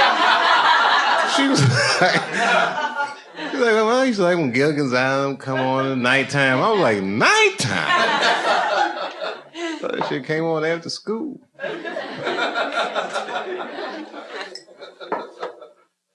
Yep. Hey, what's up? I didn't even recognize you with that hat on. You didn't do anything. Were you supposed to go on tonight? Oh, and I talked all the time, didn't I? No, it is all good. You know why? Because you need to pay your dues. I'm just kidding. I'm totally joking. The old comedian say, you know what happened to me one time? I'll just tell you. It didn't happen to me, actually. No, this didn't happen to me. Something like this happened to me. But I'll tell you the one that didn't happen to me because it's funny. There's a comic, funny comic, but he's a new comic, and he was bombing on stage one night, which is already hilarious. You know how that is. Because as comedians, no matter how much we love each other, it's people bombing. It's funny. Even now, it's not going well. The worse it goes, for us, the funnier it is.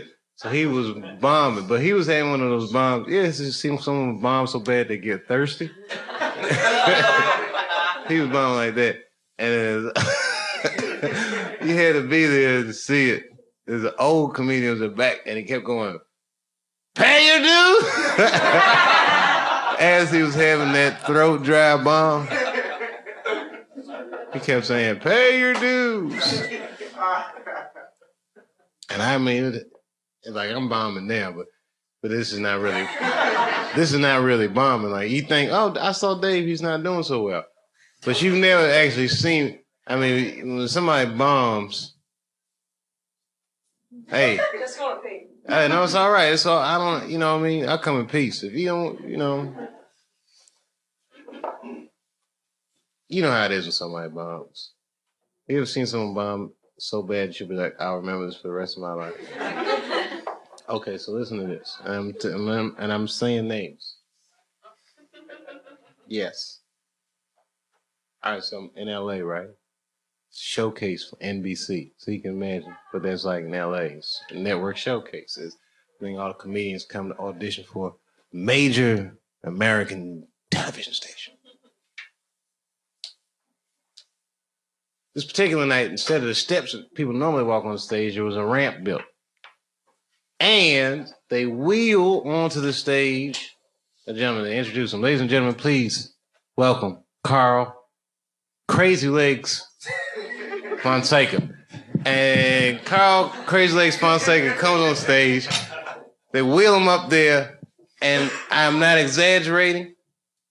This gentleman is a real person. He's incredibly handicapped. They said he had cerebral palsy, but I mean, it was amazing. He was very handy, rocking back and forth, this, that. So I'm just telling you as an audience member, it made me feel a little uncomfortable. At first. Then he starts doing his act. Gets his first laugh, it was a good laugh. Second laugh was an even better laugh. Like by 2 minutes into his act, it wasn't uncomfortable. 3 minutes to his act, it was like he wasn't even handicapped anymore. I'm telling you, by 7 minutes, it was beyond handicap. It was like he was standing tall, and by 8 minutes, he was fucking superhuman. Listen to me. I'm doing comedy over 20 years now. I've never seen somebody before then or since then do this good. It was fucking amazing. I mean, he was genuinely, sincerely funny. The crowd starts going nuts. And he finished his show. He say, thank you very much. Good night. And the place fucking erupts. I mean, I have never seen anything like this. Good night, everybody. He drops the mic. They wheel him off the stage. Audience is still standing up clapping. It was fucking amazing. Now he's all the way to the back. You know, LA Improv is, he's in the back still going crazy. It's like the end of Purple Rain when Prince walked through the motherfucking thing and everybody's all in the hallway. I mean, it was frothing at the mouth. People loving him. Under all that hoopla, I hear the MC go, "Ladies and gentlemen, Nick DiPaolo." You know Nick DiPaolo. He's a funny dude. I call this a cosmically funny. You know what cosmically funny something is? That's when something happens in the room, and it might not be funny to the people in the room, but the joke is actually told by the observer. Because then you say you saw it, and then it's funny. This shit was cosmically funny. So Nick goes on. After Crazy Ex Fonseca had what I still consider the best set I've ever seen in my life, Nick DiPaolo went on. You tell him I said this. He had the worst fucking show I have ever seen any comedian. I mean, this motherfucker died the most horriblest death ever. I mean, it was fucking amazing how bad he did. And it was the worst kind of bomb, because it wasn't like a loud bomb. It was just like I could feel hate radiating out of the audience. And you know why he bombed? Not because Carl was so good, but because Nick did all handicap jokes after him. It was fucking amazing. Right, he had to be a comedian to understand how it was so fucking wrong that it might have been the funniest thing I've ever seen in my life. Like while the whole crowd was like, "We hate you, Nick," I was thinking, I can't wait to tell somebody about this. I remind him about that almost every time I see him. You remember when Carl Crazy Legs Fonseca went up, he did all handicap? Why you do that, Nick? Why did you do that? Bad decisions. Honestly, though, if he did his best stuff, I don't think there's anything he could have done after that shit. You know who else bombed? Ahmed Dina-John.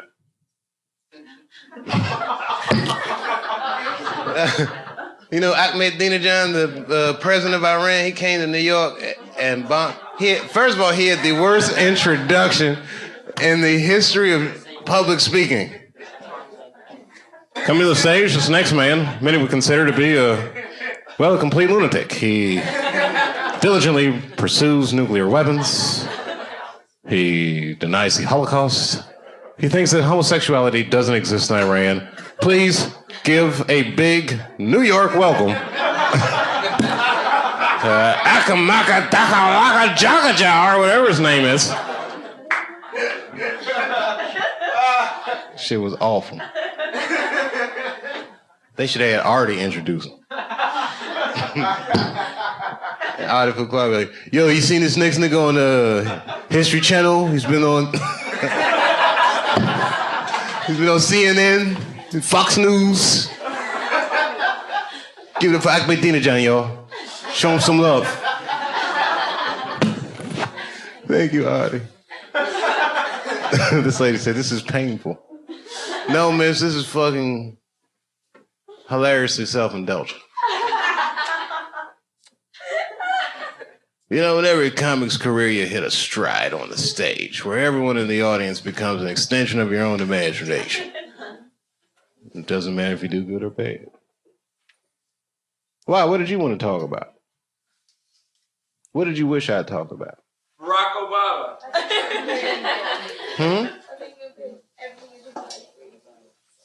Really? I think you're good. At least I like your skirt. I do. I do. You know why? Because there could be an asteroid speeding towards Earth right now. And do you think they would even tell your ass? No. They would not tell you shit. Just in case it missed, they want you to work every day until the last day of the asteroid. Oh, it is coming. Sorry we didn't tell y'all, but we thought maybe it might. Thought maybe it might miss. We didn't want to slow the economy down because we got to pay China back. Everybody's got to pay China back.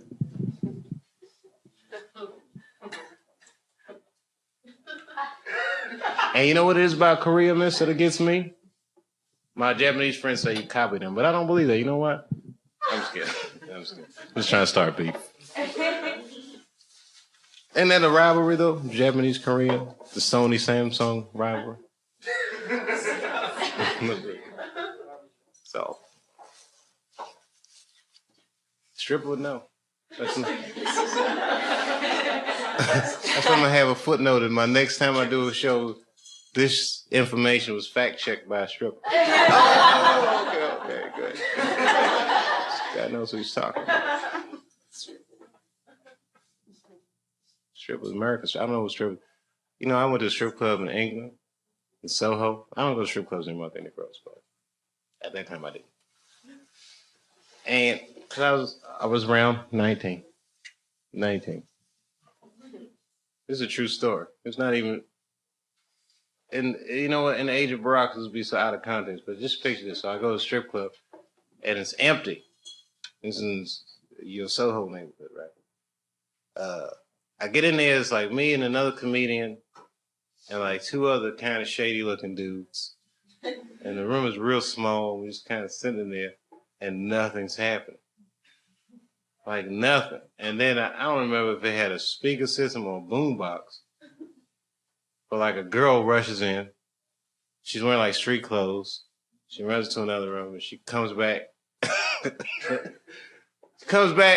In a, not like a sexy stripper suit, but in like a Jane Fonda workout leotard kind of thing.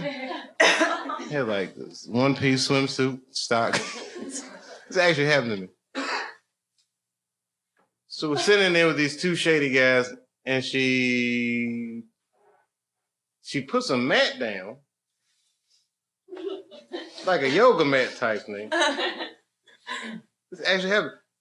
And she looks at us, she says, I'm not going to take my clothes off. I'm just going to do some exercises. And we were just sitting there like, huh? And then she started doing all this shit. Like literally like this, touching toes.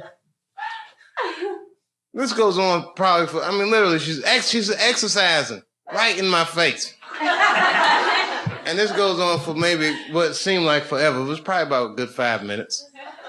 You know I'm not good with time. Could have been 5 minutes, could have been an hour. I can't tell. Bottom line is she's exercising, and it's going on. And back in these days, I used to smoke a lot of reefer. And I could find reefer in any country. So I had weed in England. I smoked it. And I started to laugh. It's a very small room.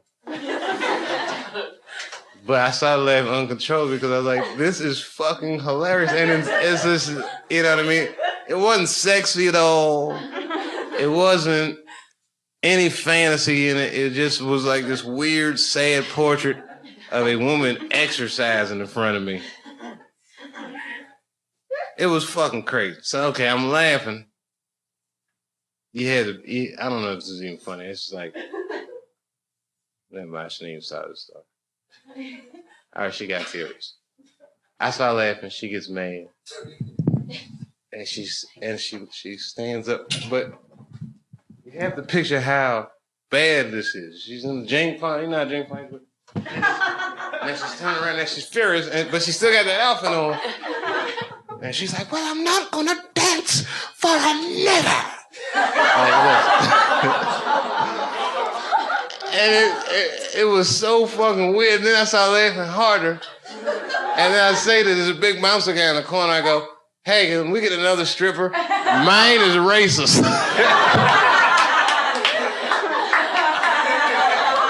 It had to be that was very fun. And then they ended up kicking us out. Like we weren't going to leave anyway. But it was just something about...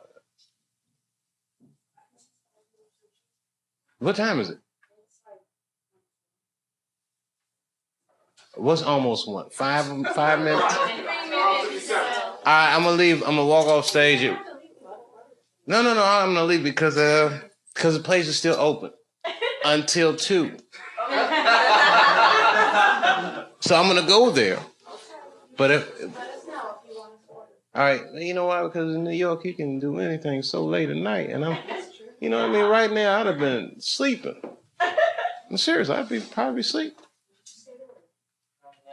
All right.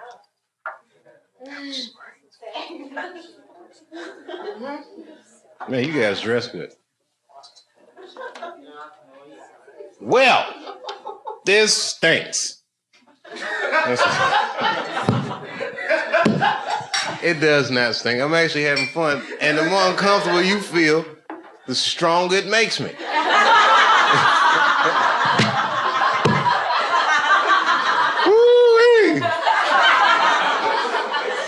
I was like that you guys are 19 and you just like, I don't know. What are y'all gonna do after this? Head back to the The hostel? You live in a hostel? Oh, where are you from? Montreal. Wow, that's a great city. And let me tell you something. Your strippers would have never done that to me.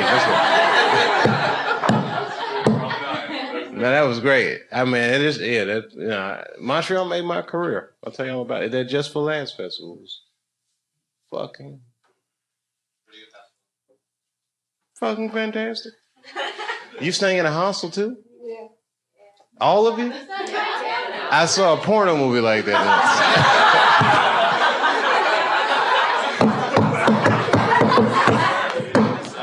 I want to go to that hostel. Where is it? How much does it cost? We'll get you in for it. You will you? Yeah. Look at you pimping. Oh my goodness, you know. Wait a minute. Are you? Don't worry about a thing, mate. I got a whole hostel full of pussy. Oh, excuse me, I didn't mean to say that. What do you, huh?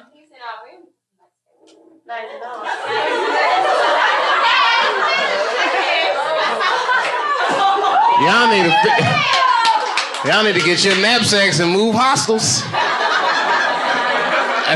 You might be in the wrong hostel. Wow. Man, that sounds great. What are the beds like? So hot. Bunk beds. Hot girls in bunk beds. You lucky dog. And poor me, I gotta go over by myself. That nice ass Four Seasons.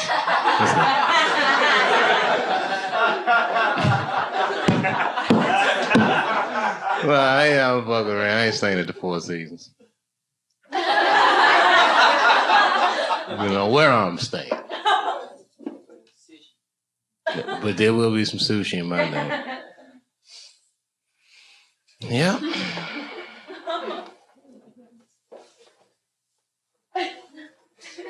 I can't believe this is happening.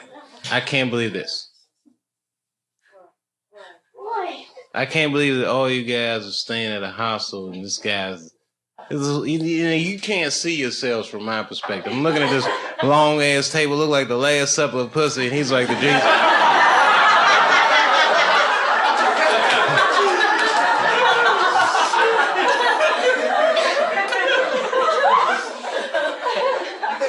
I'm totally joking. I know these jokes stink, I know. I should go. Oh, this is a class trip? What school? What's college? Oh, okay. We call that college here. It's the same thing here, right? Isn't college and the university is the same, right? What's the difference between college and university?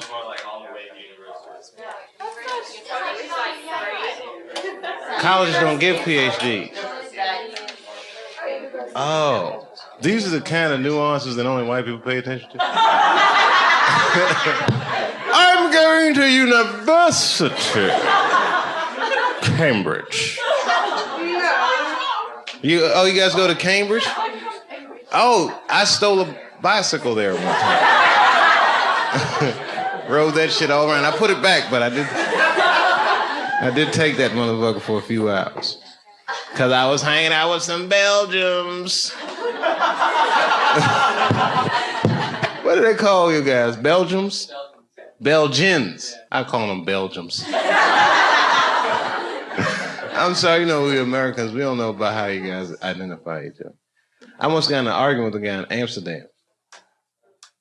It was crazy. He's like, I don't know where he's from. He goes, how many languages do you speak? I was like, excuse me? And then, you know, Amsterdam, so I was like, Amsterdam. He said, how many languages do you speak? I said, how many languages do you speak? He's like, I speak 5 languages. That shit was crazy. I was like, yo, I'm from America. I can get on a plane and fly out for 6 hours from one end of my country to another and speak one language the entire time. Because that's how we roll. I said, and you speak English, so what is the fucking problem? Give me some more of that weed. Because you guys got to speak at least 5 languages. So living over there, everybody speaks. I'm glad you got that one money now. That's good. We live in Australia.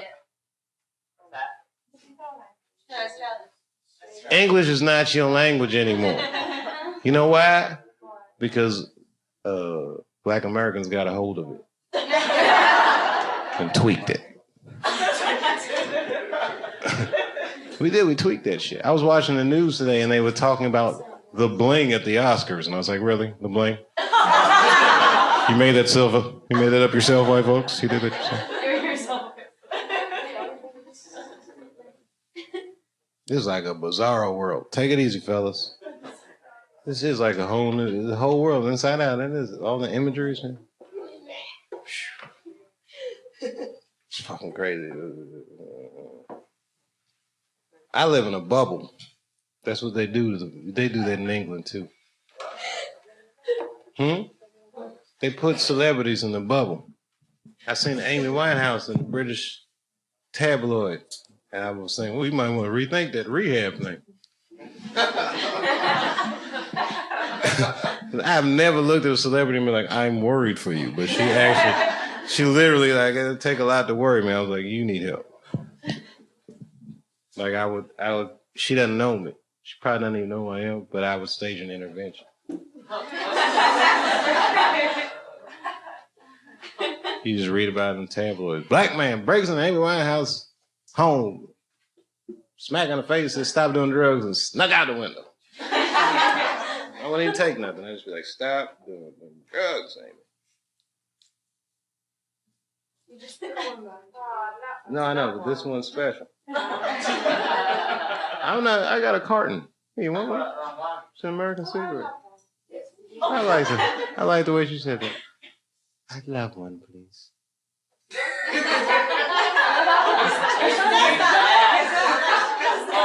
And I like the way she said, I'm half Filipino. What y'all talk? Oh my goodness.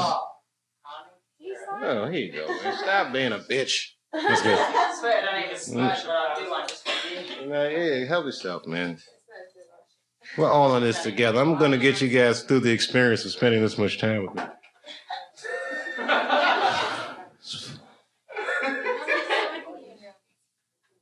You going downtown? For real, for real? Yeah. You going to do a set? No, I'm just get some sushi. I'm going to do that. I have other things, important things I should be doing, but you know how that goes. Sushi sounds better, right? And I need to eat, whatever I do. Seriously, I got a tennis game tonight. I love it. It's good shit. Let me tell you something. They have that in Australia, too. You guys got everything we got now. Shit ain't no fun being from here. Every place is the same, but shit no fun anymore. Kalgoorlie. What's so great about Kalgoorlie? What's so great about that? He said there's no sushi in Kalgoorlie. That sounds awful. Come to Kalgoorlie. We don't have sushi or pussy or anything like that. Bush pigs. Ugh. Australia is so crazy. You got them kangaroos and shit. Let me tell you something. That is probably the most horrifying animal I have ever seen in my fucking life. I saw it on television. I did not like the way that shit looked. She looked like a rat with a pouch with a smaller rat in its stomach.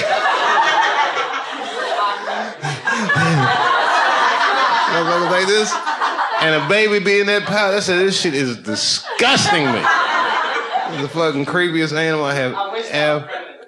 Huh? I said I wish they were friendly. Are they friendly? No. You can't just go. They fuck my car up every time I Wait a minute. Fucking disgusting.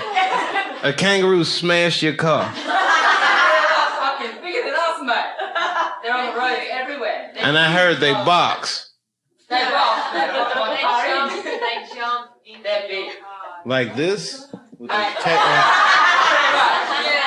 No, seriously, like I heard they lean back on their tails. Yeah, they do. And they, And then they fucking smack it in, and then you're out of it.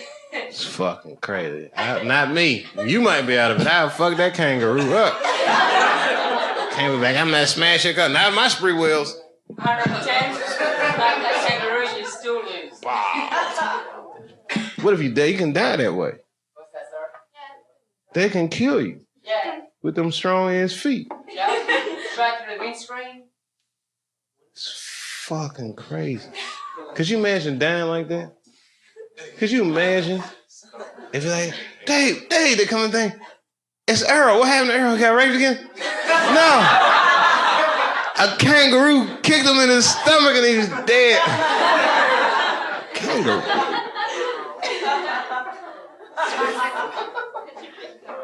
It's a fucking creepy animal. And the way their hands be little like this, shit is fucking disgusting. I can't even explain.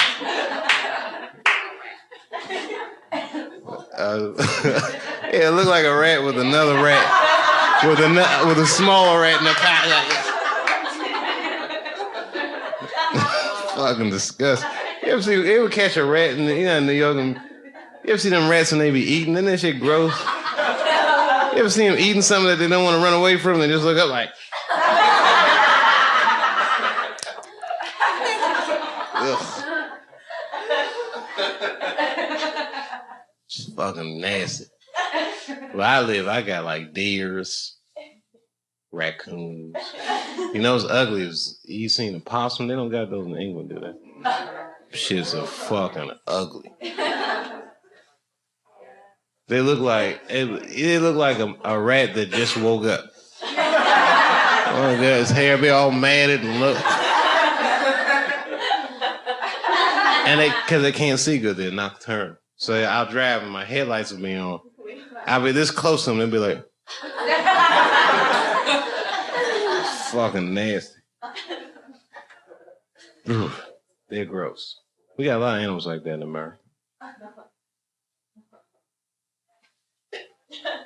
You guys have got to see the real America. Don't just stay in a hostel in New York and see New York. This shit's just like London, but new. Seriously, London is like so old when you go there because it's England's old country. Our shit still got, our shit is new. But if you go in the middle of America, you'll see some shit you've never imagined. Fat people. The scenery, you gotta go for the scenery. There's skinny people. You gotta, you know what it is? Like it'll look the same okay, say you take like, where are we? We're in New York. Okay, take Route, what is it, 80? Take 80, then you take 80 to 71, 71 to 70. Take Interstate 70, it's a straight shot. Everything looks the same. From the time you get on 70 till you get to Kansas. Once you get to Kansas, the whole country flattens out. Then after Kansas, the end of Kansas, you start seeing hills. Now you get into Colorado. This is when the shit starts to get real good. No, seriously, because before that, you're going to be on 70, you're going to go to Indianapolis, you're going to go to St. Louis, and a lot of barren cornfields. When you get to Denver, then you start seeing mountains and shit like that, right? And then you take 70, cut north, go up through Wyoming, everything's empty. You can see nothing but mountains and gay cowboys. It's just a movie. You get to Yellowstone. When you go to Yellowstone, then you go to 80 something, get back on 80, You'll go through, what's the name of that state? Idaho. Just go. Get gas before you get there. And do not stop till you get to Salt Lake City. Salt Lake's not bad. Stay in Salt Lake for one night. Salt Lake, you can make it all the way to Vegas. Once you get to Vegas, almost all the way across the country. You just got to spend the night in Vegas and do acid. And if you can get out of that, you can get out of anything. And then if you want, you can see LA. But once you've seen Vegas on acid, what else you need to see? You can you just fill the rest in. It's all downhill from there. Then you get to Route 1. You drive up Route 1 up the western coast of the United States, and I challenge you Brits to have anything in your country that look half as good as the west coast of the United States. You can't do it, and don't feel bad. America can't even do it. Only the west coast looks like the west coast. It's true, right? Even the weather, that shit is great. Sunshine.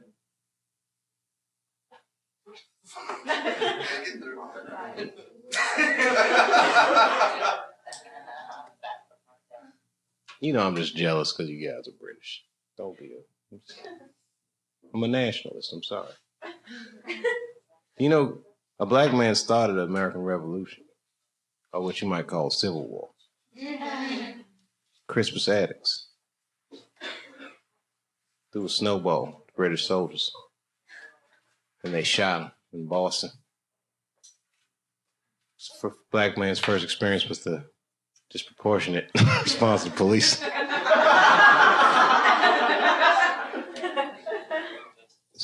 Snowball. Actually, any other questions? Because I really got to get this sushi. Then I got about 25 minutes. To get all the way downtown, and I got to order my sushi. Yeah. I think that's the least I can do.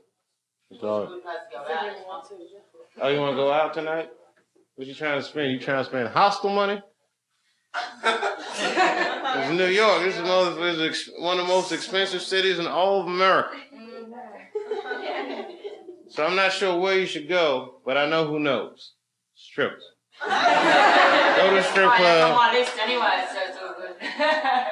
Yeah, this she gonna go with you?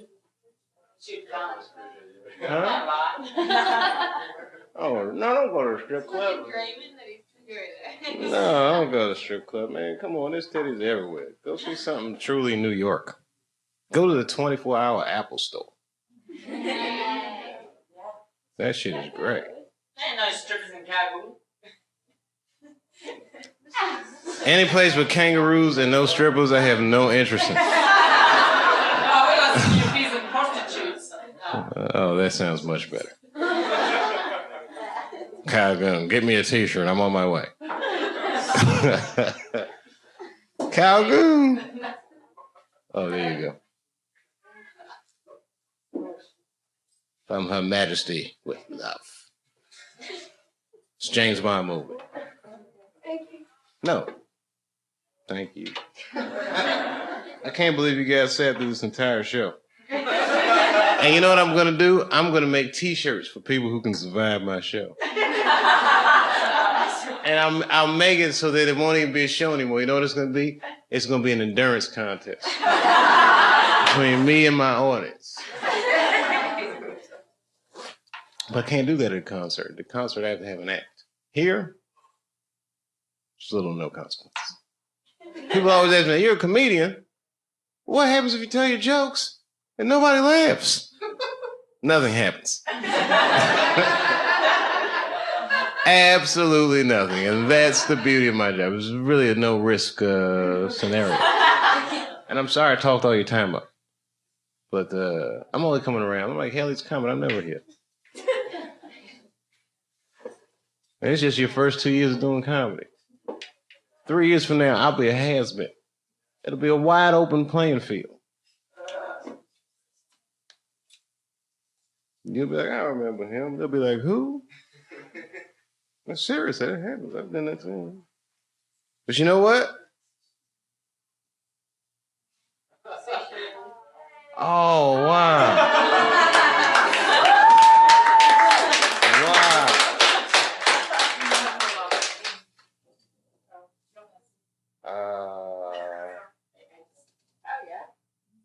Konnichiwa.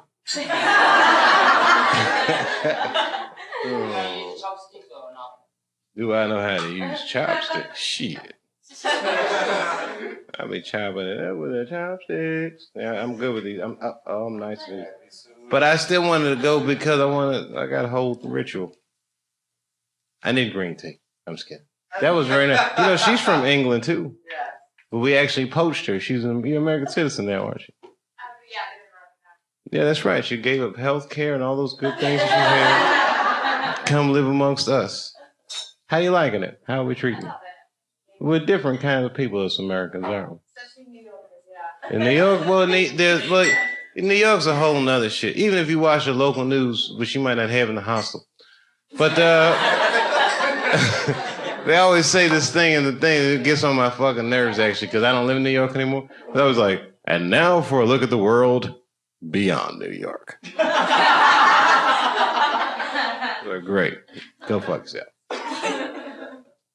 And now for a look at the world beyond New York. Don't tell them that. Don't tell them that beyond New York, cigarettes are $6 cheaper. Gas is affordable. You can buy a house for less than $1 million outside of New York.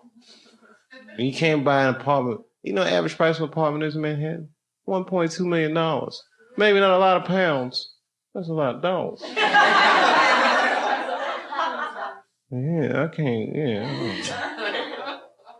New York is expensive. You know how much a pack of cigarettes costs in this motherfucker? $9 for a pack of cigarettes? Shit. Yeah. And you know how much it costs to ride the subway? Well, someone tell me, because I don't ride subway. That's right, you've met your first black elitist. It's great. It's great. You know why? Because all them things with $8 cigarettes, that shit don't affect me. That affect poor people. I don't smoke anyway. I travel. I bring cigarettes from Venezuela. Nigga, you know how cheap them cigarettes are in Venezuela? They hand roll them shits right running. Make me a pack of cigarettes and make it snappy. Catching a flight to America. Sir, I'm going to charge you extra for speed. It's going to be 11 cents. Ah! I bought a mansion in China. Do you know how cheap a mansion in China was? $472. It's made out of Legos. Oh, get it? Because they make toys. They make poisonous toys. Poisonous milk. I live in a poisonous Lego house in China. I live in a poisonous house.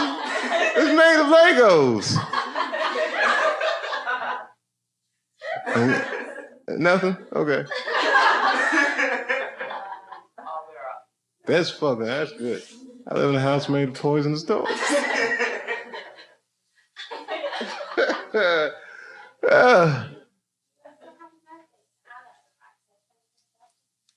Anna, bring your sexy ass up here. 21 years old. Everybody, we have a visitor to our great land, and she celebrated her birthday. I got a story for you, Anna. How old are you? 21. Well, you know what? This is somewhat of an event for me. Here, have some birthday sushi. That way, if they poison me, Anna will die. No, I'm just kidding, Anna. None of us are going to die. And, you know, I was going to tell you, you do look nice tonight. What I was going to tell you is, I had my 20th birthday in your country. Well, kind of. I was in Edinburgh, but that counts. That's Scotland. It's pretty close. It's not. Does it count? All right. I shouldn't have said that shit. I did. I had my 20th birthday in Scotland. It was It was great. It's cold. It was cold, and it was August, which I thought was a little strange. It was at that comedy festival. You know what was so crazy? It was the Edinburgh Festival, and that guy Emo Phillips was there. You know how cold it is? And Emo Phillips said, "This country is so much more advanced than America. It's already November." That's like the only joke that I didn't tell that I remember from the whole festival. It was very funny. And then some girls from Spain made me a turkey.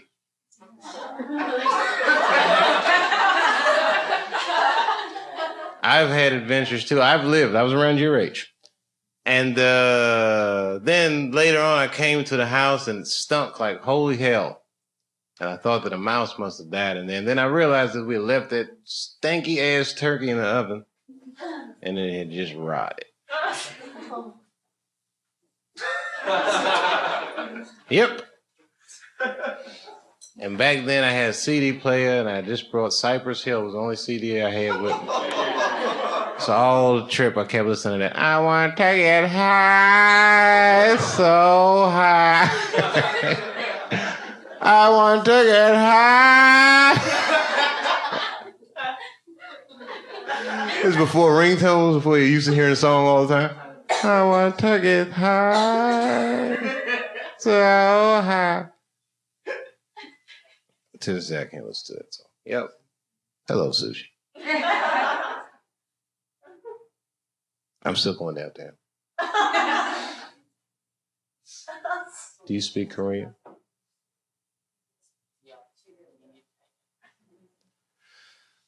Have you ever been to, so you've been to Korea? Okay, because I did a joke. And that shit wasn't. Okay, so I meet this girl, right? The girl is in Ohio. She claims to be a pop star in Korea, which I thought was hilarious. I mean, but she's like, she didn't have like necessarily any kind of accent. She's probably born here in the United States. Some twist of events. I say, I do not believe you. She says, I'm on YouTube. She started saying it. So I pull my iPhone out. I said, let's see right now. So I YouTube her, and she was there in like a Destiny Child type group, but everybody's Korean, and they singing like Korean R&B songs, right? You had to be there. It's like a bar joke. So then I started saying all these jokes about how they had to go on after the military. Because it was in the stadium, and I was like, all right, girls, you're up after the military. Because, you know, I always think it's funny. Every time I see Korea on the news, there's a military parade. It's just funny for an American, because that's the North. You're probably right. That makes more sense. You know, America, we don't do that kind of shit. We just like, look, take our word for it. We got weapons. Trust us. No, we got some shit. USA, we gangsta now. Don't forget who we are. We are armed to the teeth in this motherfucker. It's in our guns is in our Constitution. Our national anthem is a war song, and I quote, "And the rockets red glare." We'll be like, "Them bombs bursting." We'll be like, "Yeah, some bombs bursting." As long as the flag's all right. As long as our flag is still there. It's true. We like war in America. We're good at it. Everyone's got to export something. Woo, we export heartache.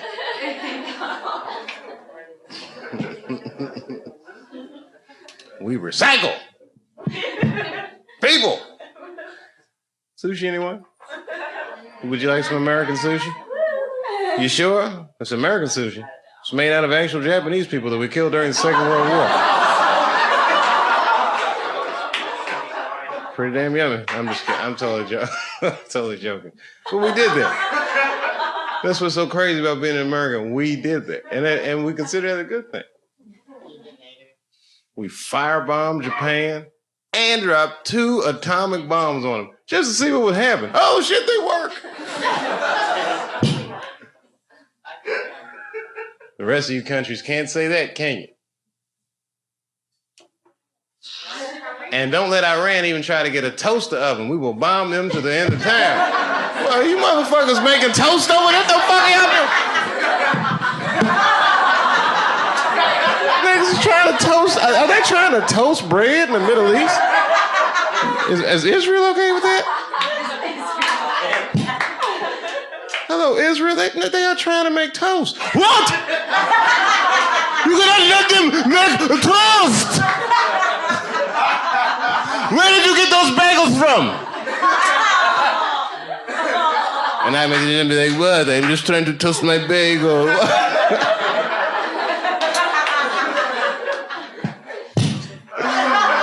eats bagels, but get it?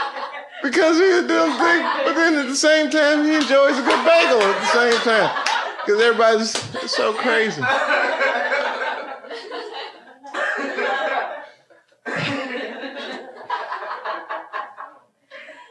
But Barack's here to change all that. Barack is a much-needed facelift for our foreign policy. All these things sound much better coming from a black dude. Because you can tell it's not his fault. You kind of like so hungry or what? Go ahead, have some, man. She will. Help yourself. I just ate it. Nothing's happening. Danny. Oh, come on, man. You just don't want to share with me because I'm brown. You see, I like this. She said, she goes, that's exactly it. But you know what? It's like, we both joking, but we both kind of serious. I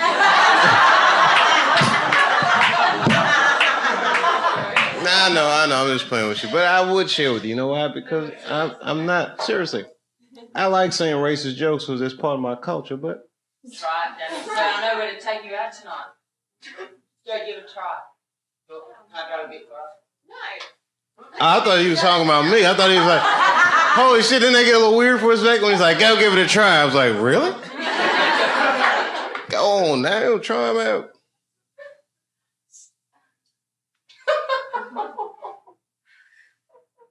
Tommy, nice. Listen, I'm not going to force my sushi down your throat.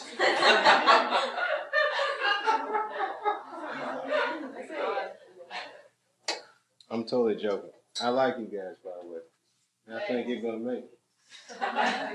When you guys can travel all over the world together, what could stop you?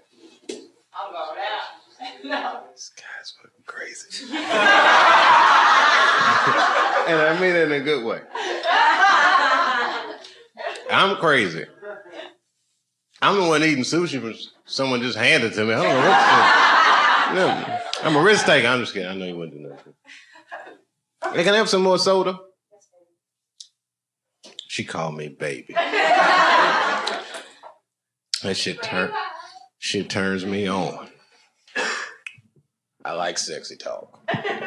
You only 21. You don't even know what sexy talk sounds like. The bad sushi. I haven't tried it yet. She's still young. 21. You know how much you got in front of you? Young girl. 21. That's the age you pull your dick out and she might giggle. She might giggle. Might shock her. It's not you. No, I would never pull my dick out like that. Those days are over. That's how I stopped drinking. I pulled my dick out at New Year's party. I was drunk. It was like 5, 4. I was in the party like, what if I pulled my dick out of this? 3, 2, and then I looked down, I was like, oh shit, it's out. It's embarrassing. I had to make all new friends.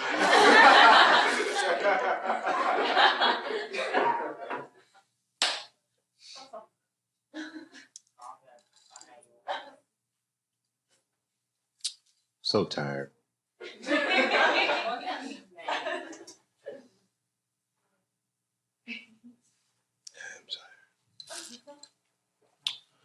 Hey, Will, what time you got? It's Perfect. It means I'm gonna get this sushi at the buzzer. The last second. It's gonna be making that last roll. Oh fuck. As soon as you see me, I know.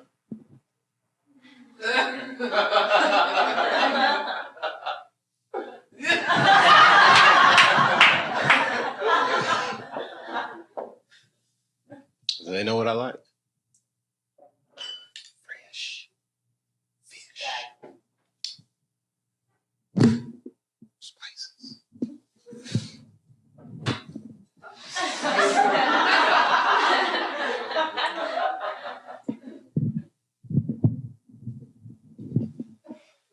All right, gang. You literally, this has never happened before. You're literally wearing me down. I thought I would have broken you by now. My powers are fading. Took too much time off, and you're sleeping, and you got me with a mama joke. I really should get you back before I go, but I can't do it. Something about you makes me, I know that I'd probably like you if I knew you. What makes you doubt that? Oh, you'd embarrass me. Oh, you're like, look at the British Lisa Lampanelli. You know, I know. She's an American insult comic.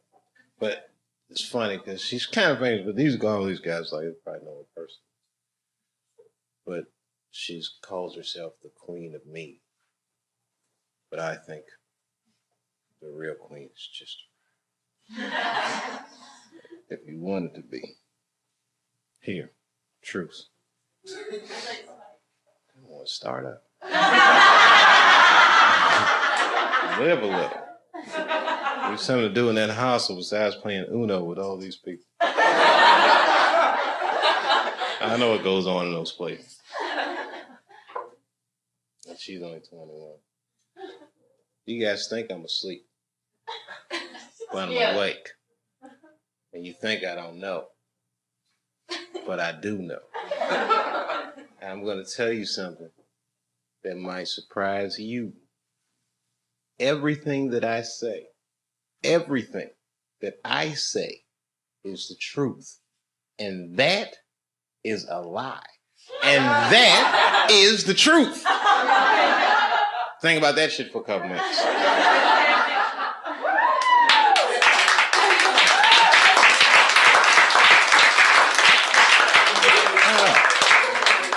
I just want to see you light up.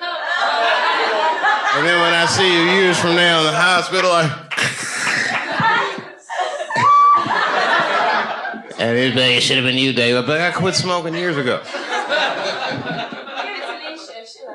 No, if you don't smoke, yeah. Give it to who smokes at that table? You will? I'm going to have to ask the management. Technically, we're closed, right?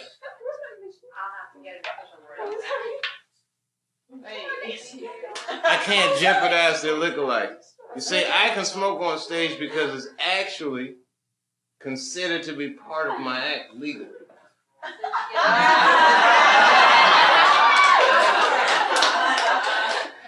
And tonight, as part of my act, she gets to smoke with me. No, you don't have to come on stage. You can sit right there. But I have to light it for you, otherwise it's illegal. Oh, thanks.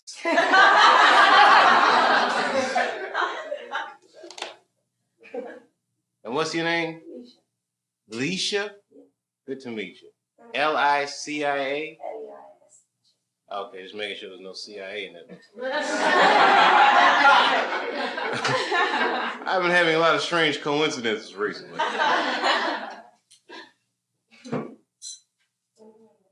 Oh, wait, watch your hair, please. Oh. Yeah. I don't want to burn your hair. That shit would just be Not bad experiences at all. There you go. No problem. Feel better now, don't you? Doesn't that shit feel good and exhilarating? Smoking inside? Yeah, I haven't done it. You can't even smoke in England. They banned it in Europe. I thought there would be a fucking war. Banning cigarettes. Can you smoke in Korea indoors? I'm on the way. Is it expensive, South Korea?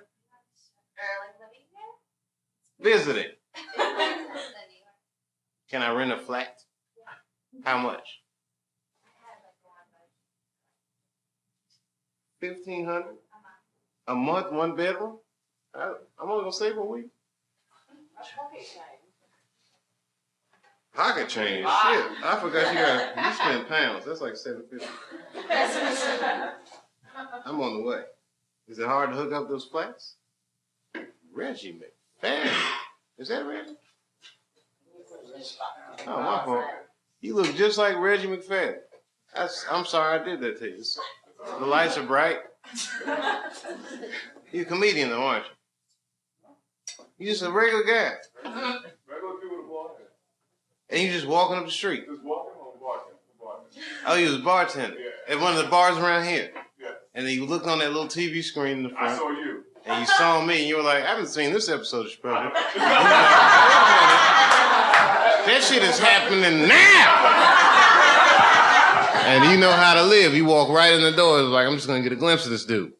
Sarah, you are witnessing right now something that rarely is seen. Me bombing. Fucking. You love to watch someone bomb. Huh? You're right. I do love to watch him. Let me tell you something. My favorite comedy tape is Richard Pryor's Still Smoking. Have you ever seen this? At the Improv in Hell's Kitchen. About 40 minutes long. The crowd was freaked out. He started the show. He say, a little nervous. I haven't done any cocaine all day. This is in the 70s. Crowd was and then he started doing these routines about his mom sucking people's dicks. I mean, just like these crazy. You ever seen this? And then he say, he said crazy shit. It is weird, isn't it? He says on that tape, he says, never let a faggot suck your dick, cause they'll tell.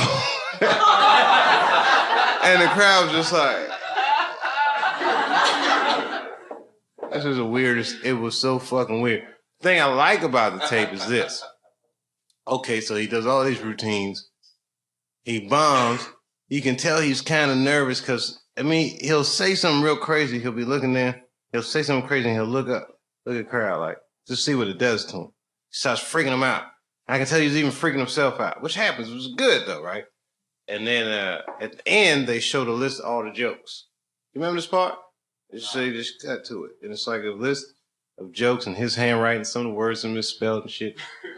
Damn near every joke on that list became like one of his famous routines. But you could tell it was like the beginning, he's just working it out. And the shit stunk. Why am I telling you that?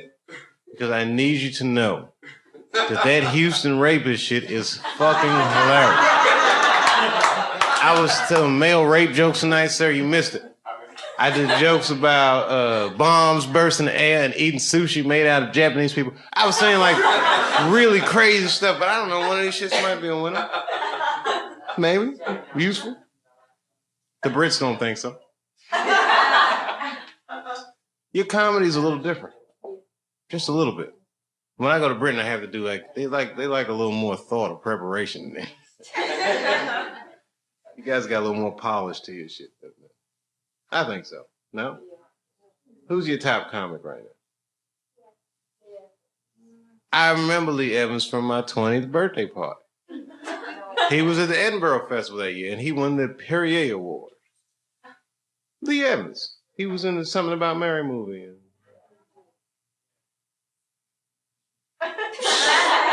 Smashing. He was funny. But he's not. He was a guy that, remember one guy faked like he was handicapped? Alright, that guy's actually British. He played American in the movie, but his name is Lee Evans. But his act is very physical. Like to an American, you wouldn't laugh so much. Like, Americans like guys like Russell Brand, like crazy. We like craziness. We like people that say crazy shit. Who?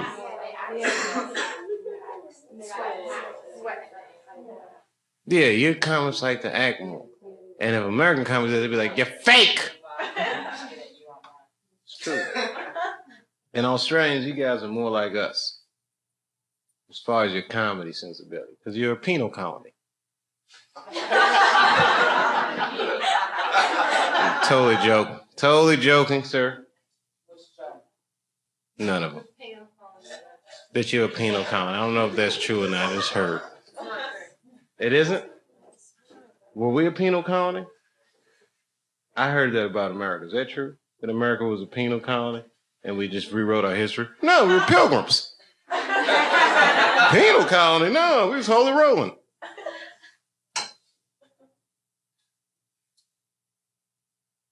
Well, what have we learned in the last few hundred years? I think we've learned that starting a country is a messy business. It just requires a lot of hard work that you shouldn't do yourself. What you should do is import some Negroes and systematically dehumanize them. I'm just kidding. That did happen. That happened. I'm sorry, everybody. That happened. And I have an entire miniseries to back me up. And that miniseries is called Roots. And you can probably take a look at it. Chicken George. Huh? Who's Chicken George? According to my brother, he is. It's the thing we do. It's actually funny you say that. We do that in my house. We call out characters from Roots. And my brother says, I'm Chicken George.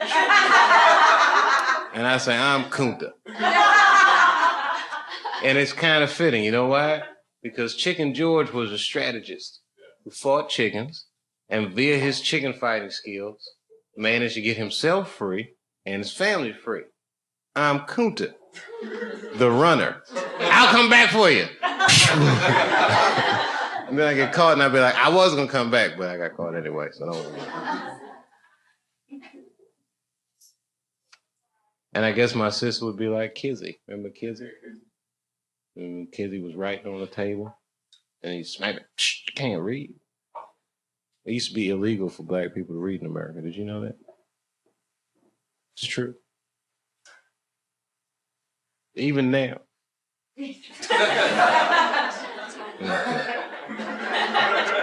Barack Obama has to sneak and read. What are you doing, Barack? Just trying to look over these bills, but just trying to read the bill about repealing the law about me not reading these bills. I'm just kidding. Those laws are long gone. You see, young ladies, our Constitution was an amendable document that changed with the hearts of the people. So we thought. That's what they said. Don't you know anything about American history? Anything? Do you know who Benjamin Franklin was?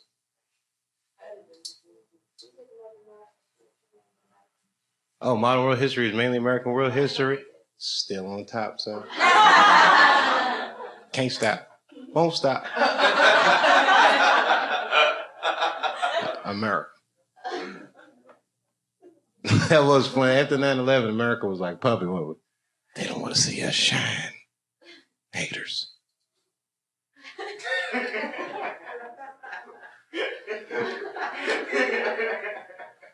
We do good. We do good in America. Our cars seen better days, but the rest of all right, she got us with the Jaguar thing. But have you ever drove an American muscle car? Do you know the joys of a Dodge Charger? The General Lee? Even the horn was racist. It was great. Ooh, you gotta be from America. These jokes are hilarious. Pontiac, we build excitement. And don't get me started on them Belgian cars. Because you know how the Belgians do. I don't want to be offensive, but everybody know about the Belgians. Wild.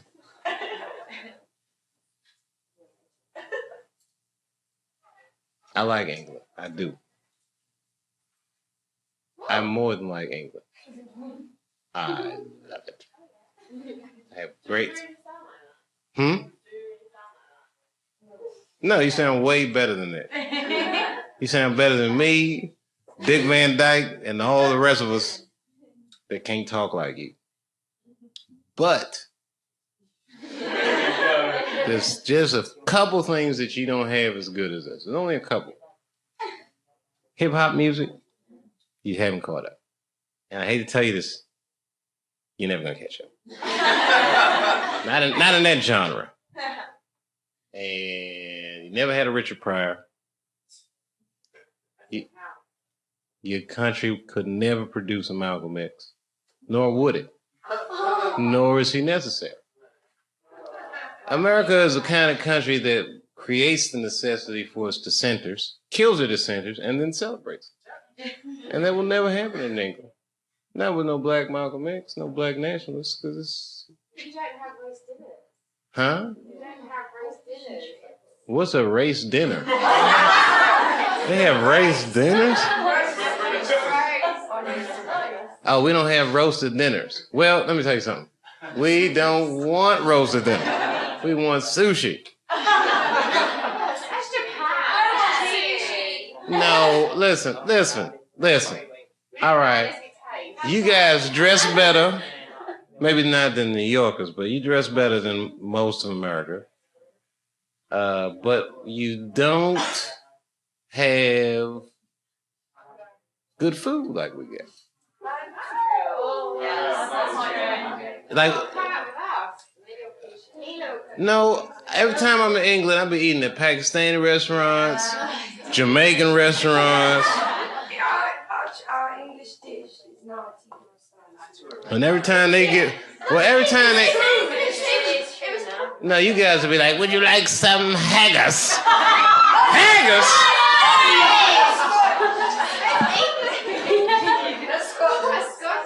All right, well, you sure that, okay, Braveheart. You gotta remember Braveheart.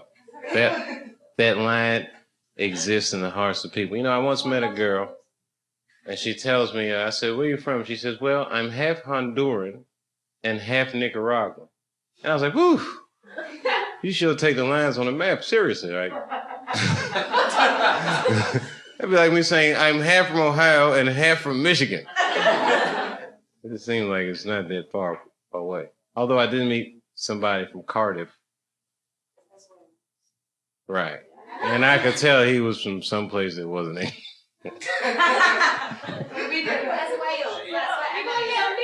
You're from Cardiff. He's from Wales. I did a show in Cardiff. I went over that bridge and everything. I've been all over your country. Liverpool, Manchester, Birmingham, Brighton, London, Bath, Shower, everywhere. That's the name of the place, it's Bath. I remember that place. You live by Bath? Oh, that sounds hot. Bath.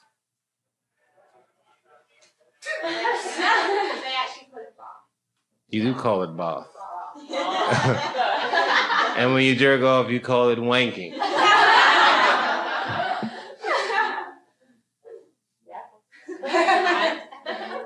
What do they call when girls do?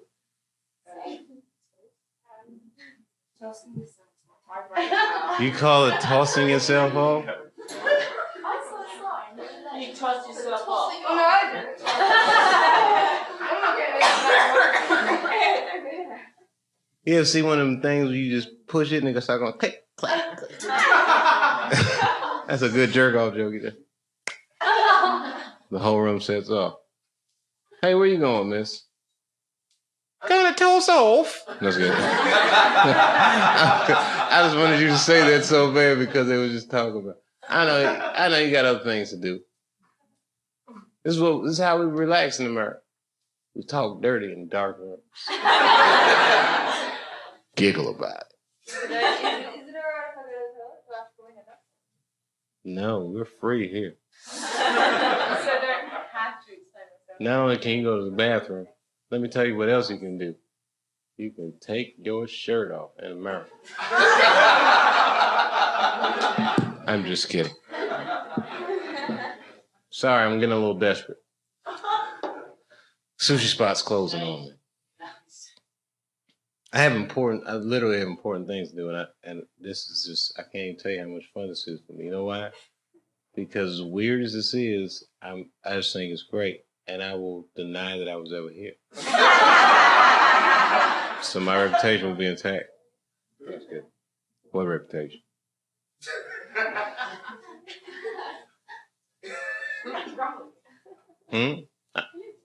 I know I look drunk. You know what? You could be my British girlfriend. I gotta ask my wife, but you'd be a good candidate. You'd be a good candidate because you defended me, and that's how me and my wife first fell in love. Let me tell you something.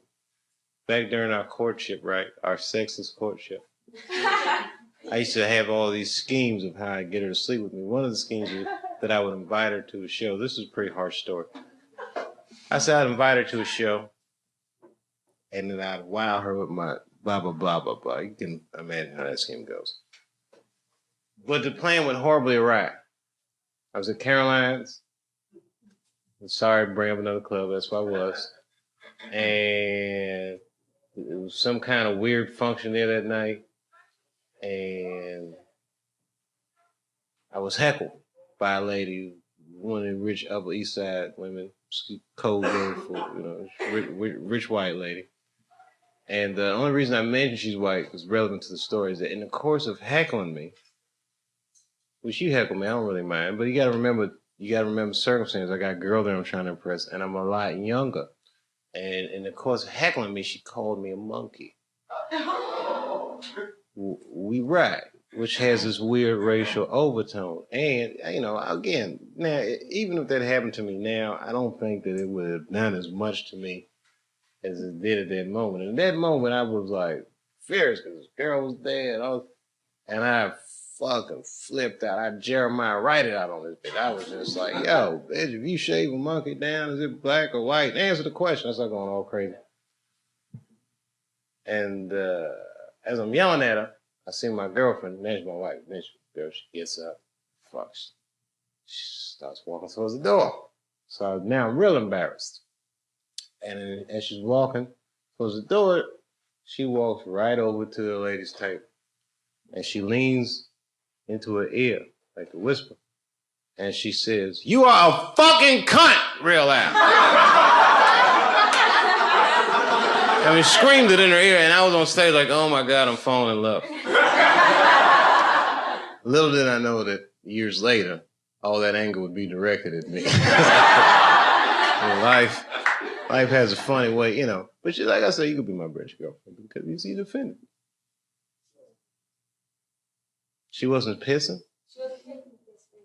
Oh, no. What does that mean, taking the piss? There was no need to defend. Oh, I know. Me and her are already cool. She's my sister-in-law. She could be my other British girlfriend.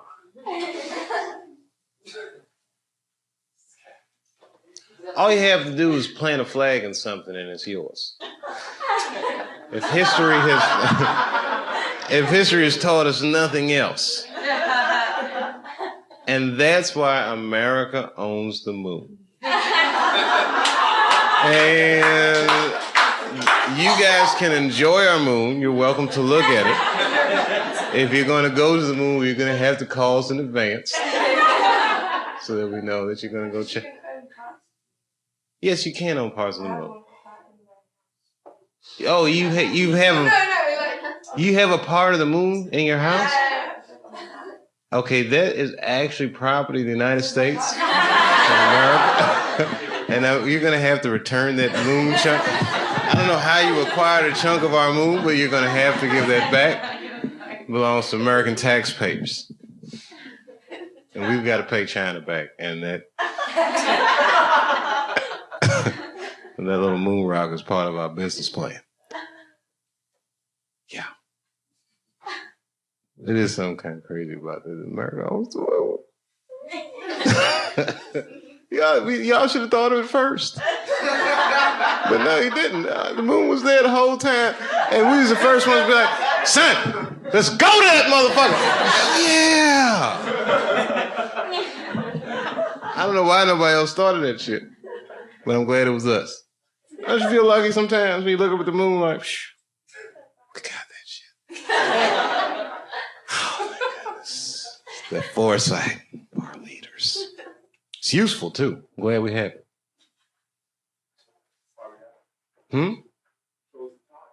It does control the tide.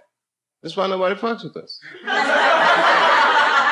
Will flood your shit. Don't want you making no toast. Don't want you doing nothing. Is I met Dinner John at the beach? Are you at the beach, motherfucker?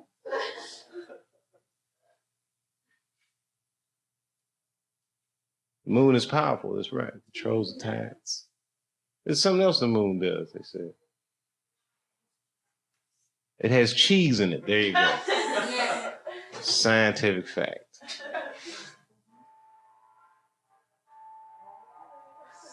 This might actually be my wine. What if I wasn't supposed to be here? That's the government. Oh, it's a friend of mine from a whole nother country. He's in GMT. I do know famous people. Who's your most famous person? That I know Or your favorite? in my phone book. Myself. Famous people don't give me their numbers. I be prank calling people. I do that. This phone doesn't really have anyone super famous. Rappers. I don't even know. I don't call a lot of these people, so I don't know if these numbers are good. I'll show her because she don't believe. Hey, Dave. Take it easy. See? Oh, I know people. I got your mama's number in here too.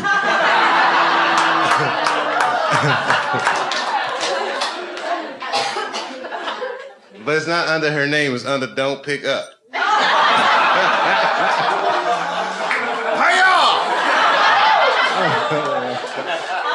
I'm just kidding, I don't know your mom. No, I'm just joking around. We all love our moms. Except for Eminem. He hates his mom. I only know because he told me. Not directly, he told me on the record. Is my friend from Korea leaving? Can I get a ride? Going uptown.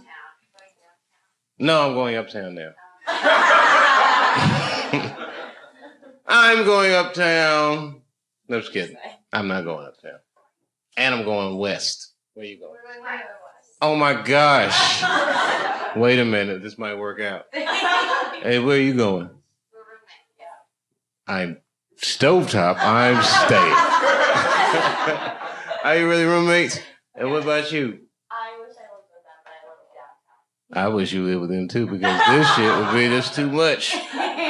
You make it a little hostile.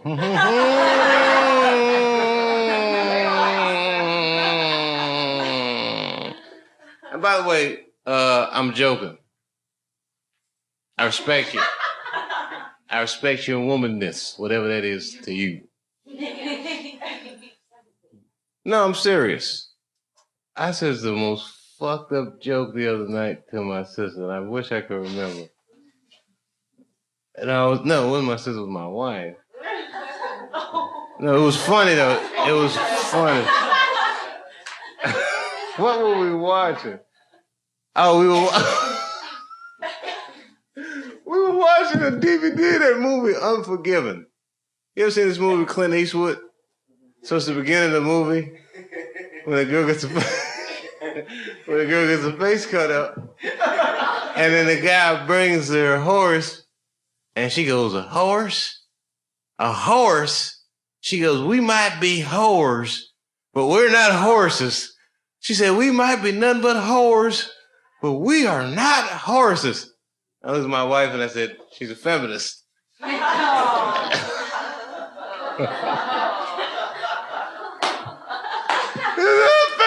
That's not. Wait a minute, that's not funny. Okay. Come on, that's never. I said it to my wife. She thought it was funny. She said, "We're not." She said, "We might be whores. We're not horses." Baby, she's feminist. That was very. It's a cowboy movie. That's why that's funny. It's old. Old, ancient history. It's old America. Peace. Where you going? Where are you from? Oh, you're American. Sorry, everyone talks so funny in here. I'm starting to go a little crazy. I'm just kidding. You don't talk funny. Well, hey, get home safe. Are you going uptown? Yes. To the west side? Yes. Wait for my friends, would you? Once you guys all get home safe together. I can't believe this is happening. I might actually do it. I had a goal tonight, so I'm going to walk this entire room. That was so crazy. I never noticed you before. Was she here before? Oh, I'm sorry. That's a weird feeling when you see people come in the bathroom and you see going. No. Thank you for actually. I can't believe that you guys stayed through this whole show. Hey, what's your names anyway? Joan. Joan what? She's so curious. Sure it is. Jenny. Jenny what?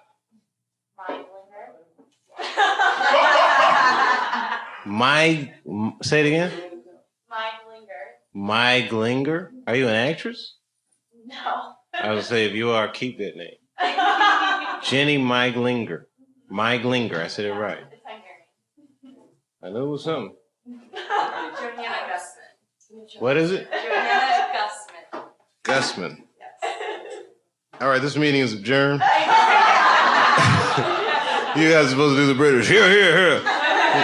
I've watched your House of Lords on the C-SPAN. This is the craziest looking Congress of people I've ever seen in my life. They heckle each other. Can be cheeky and ask for signature? Did you say cheeky? I mean, I'll sit on my cheeks, but I will rub off. So I want to keep it. Wow. That was nice. Hey, take care, Joan Kim. Jen Meilinger. Miss Gusman. I'm sorry, Miss Gusman. I am for real. Never meant to make your daughter cry. I apologize 1,000 times. I'm sorry, Miss Gusman. Ooh, I am for real. I don't know why I just had to say that. I'd like to sign Titty Ball. I'm just kidding. Let me get I'm just joking. It's getting late. You got a regular piece of paper, blank piece of paper. I can't sign an American dollar because there's so few right now. We need. I can't be desecrating them shit. I'm really trying to keep our money right. Barack's speech had me inspired. Oh, that's from a meeting I went to. Yeah, I mean, come on. You carry on here. I appreciate you. No, I do. I appreciate you. When are you going to be in England? Well, it's funny you asked. I have no plans. Maybe one of these. You know what? I like visiting there.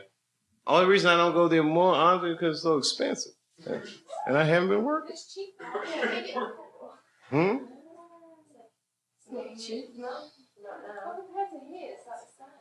What? It's only one block. Oh, look at you. I got pen. I got paper. Got it all, baby. What's your name again? Leela. L-E-I-L.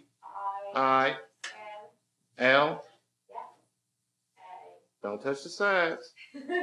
A. Is it L-E-I-L-A? L-E-I-L-A. Like Futurama. With one eye. Nice name. Wow. Oh, yeah. I thought it was Layla,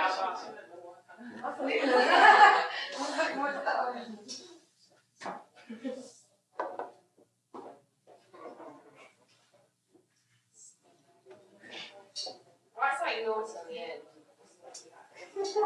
Yeah, they started me with a piece of paper. No, you're not a bitch. I call people bitches, but not just women. People. Men and women. So I think it's funny. No, thank you. Oh, wait a minute. Let's do it right. Let me pull out my penis. And set this motherfucker off. I'm just kidding.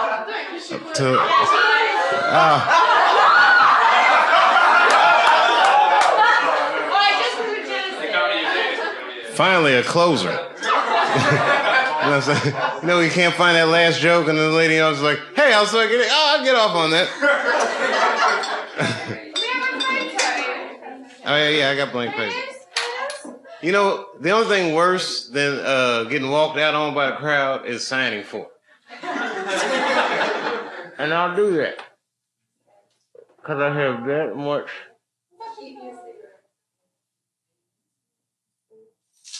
Hey, Will. I love you, Bess. I just changed something else. You guys are all right with me. Are you really from Cambridge? Do you go to university there? Southampton, right? Yeah, we were going to the same uni, but my home. Okay. Southampton. I never been. Seriously? Yeah. You know why I don't like facts like that? Because I'll remember them. Years from now, I would repeat that fact to somebody without having fact checked it with a stripper.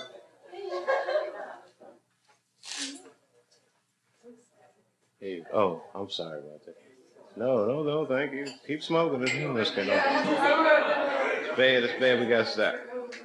All right, gang. Get some rest. No. Cheers. Hey, man. Hey, cheers, man. Nice on you. And enjoy the, sound way better than what I'm getting ready to go. We're at 94th Street. We want to join. Let her finish. What were we saying? I'm sorry, Lisa. What were you saying? Well, this meeting of the UN is almost adjourned. It looks like the Brits are walking out on my peace plan. But Leela wants to have a secret meeting. So, all right, Leela, 94th Street. West. She said west. Right. Hi, I'm looking for a hostel. Is there a hostel around here? Dave Chappelle, what are you looking for a hostel for? Oh my gosh, I gotta get some sleep. Oh, I let it sit too long. Sushi is like a fine Japanese food. Oh, as a matter of fact, it is a fine Japanese food. Never mind. Never mind. I won't even finish that sentence. And it's much better than television. Because we can see each other. Normally on television, I feel like the crowd got an unfair advantage because they can see me, but I can't see them. This is much better. So you guys traveled all the way from Belgium together? Oh, seriously? Did you really, man? Tell the truth. Tell the truth. You met her here? Man, you're having a great trip. Finally, I was waiting for you to get back, Fonz. I call all cool people Fonz, by the way. You know why? Because I'm Richie and everyone's clique. And I just want to find a clique where I can be Fonzie for a change. You give us about the Deal. hospital. I'm scared. Where's your hostel at? Near Central Park, and we have to walk all the way to it. You know what? I almost would give you a ride to your hostel, except it's a little gay. No, just kidding. I'm totally joking. Hey, Dad. Huh? No, right? No, yeah, but you know what? Even if you guys are staying at the gay hostel and not the fun one on 94th Street. No, I'm just kidding. We're 96. Yeah, whatever they say. I'm totally joking. I can say no homo. Hey, how are you? Good, how are you? All right. Hey, what's happening, man? Man, I'm going through it tonight. That's what we heard. But it's good, though. It's good for me. How you been? Good. No, I'm good, man. I mean, you know what? When people ask me questions like that, sometimes I hesitate. Doesn't mean that I'm doing bad. It just means that I have to take a minute to separate myself from the rest of the world so I can figure out how I'm doing and not answer how we're doing. We're kind of fucked up, but I'm all right. You feel me, you know what I'm saying. Where you from? 92nd West End. Oh, you're a New Yorker. Yeah. Born and raised? Born and relocated. Where'd you born at? Strong Island. Strong Island. Wow. Sound like Busta Rhymes for a second. Strong Island. Good for you. And where you from? California. You a LA girl? No, India. Oh, San Diego. I don't have too much experience with that city. I went there before, but it was a long story. I killed a whale on Earth Day. And I didn't know it was Earth Day, and I didn't kill it on purpose. It's a long story. I don't like that. What about you, man? Born and bred in Manhattan. Seriously? Yep. You a fucking rare. That's a rare thing to be. What part? Roughly up here, Upper East Side. This is like your most familiar stomping ground. Yeah. It's changed now, hasn't it? Can I quote Dr. Dre for a second? Things just ain't the same for gangsters. I love quoting hip-hop music. I like quoting hard rock. Quote a hard rock song and I'll quote a hip-hop lyric. So let's go back and forth. Wow. Chop your breakfast on a mirror. Chop your breakfast on a mirror. That's a hard lyric. Live from Master Club. Chop your breakfast on a mirror. You know what's so funny, dude? There has never been an openly crack-smoking rapper. We don't have like a rap lyric for that. Chop your breakfast on a mirror. Holy shit, I can't top that one. Down in a hole, losing my soul. There you go. House of Chains. Okay, how about this? Thinking of a master plan. There ain't nothing but sweat inside my hands. So I dig into my pocket, all my money is spent. I dig deeper, still coming up with lint. So I start my mission, leave my residence, thinking, how can I get some dead presidents? I need money. I used to be a stick-up kid, so I think of all the devious things I did. I used to roll up, just hold up. Nothing funny. Stop smiling. Still in the mood with the money. That's my favorite shit. He actually does a rapper. We have this music in America. Rappers talk about all kinds of shit now. Not just the clothes and the car. Because the truth is always in the rap music. Listen, in 1990, rap group NWA came out with a song called Fuck the Police. They made this song, they got put on FBI watch list. Police fraternity fucking hated their guts. Everybody hated their guts. How you make a song called Fuck the Police? 2 years later, short 700 days, guy named Rodney King gets the shit beat out of him on the LA freeway. And everybody in America was like, oh, that's what they were talking about. But nobody listens when they say it. But rappers always talk about what's going to happen. 3 years later, a band from LA remade it. What happened? 3 years later, a band from LA remade it. When they, oh, Fuck the Police? Well, who? Who remade it? A rock band? No. See? Because of the sentiment. And then, I mean, everybody's rap music say everything. Everything is going to happen. Time to get paid. Blow up like the World Trade. Remember that? Global warming. This is why I'm hot.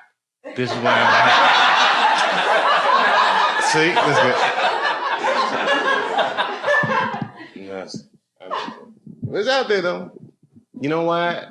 If it's rock music, if it's rap music, if it's whatever music you listen to, artists are the truth. You know why?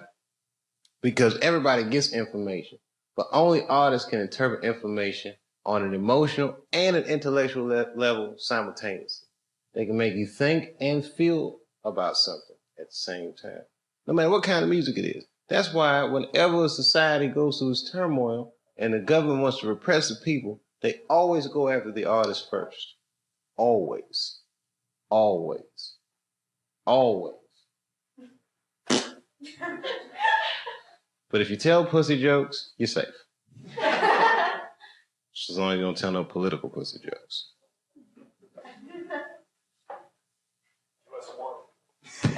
A political, a political pussy joke? All right, so I'm fucking Nancy Pelosi right now. I don't even know what that sounds like. But she does have some. I'd bang her. She got some nice titties.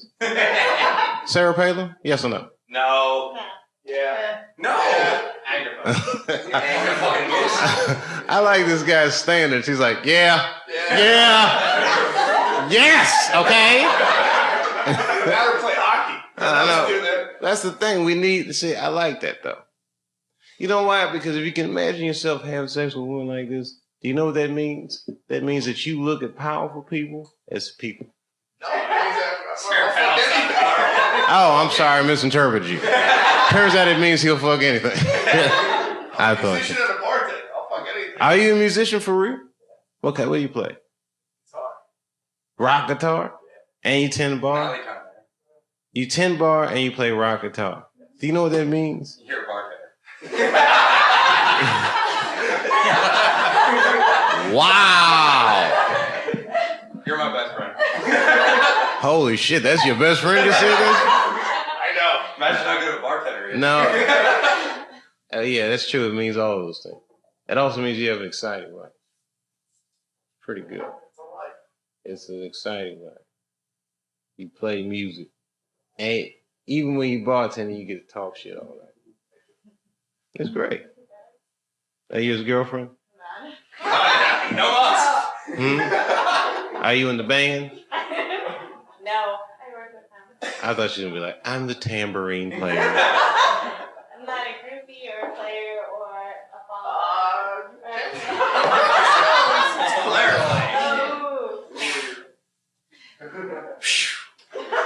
This table's ice cold.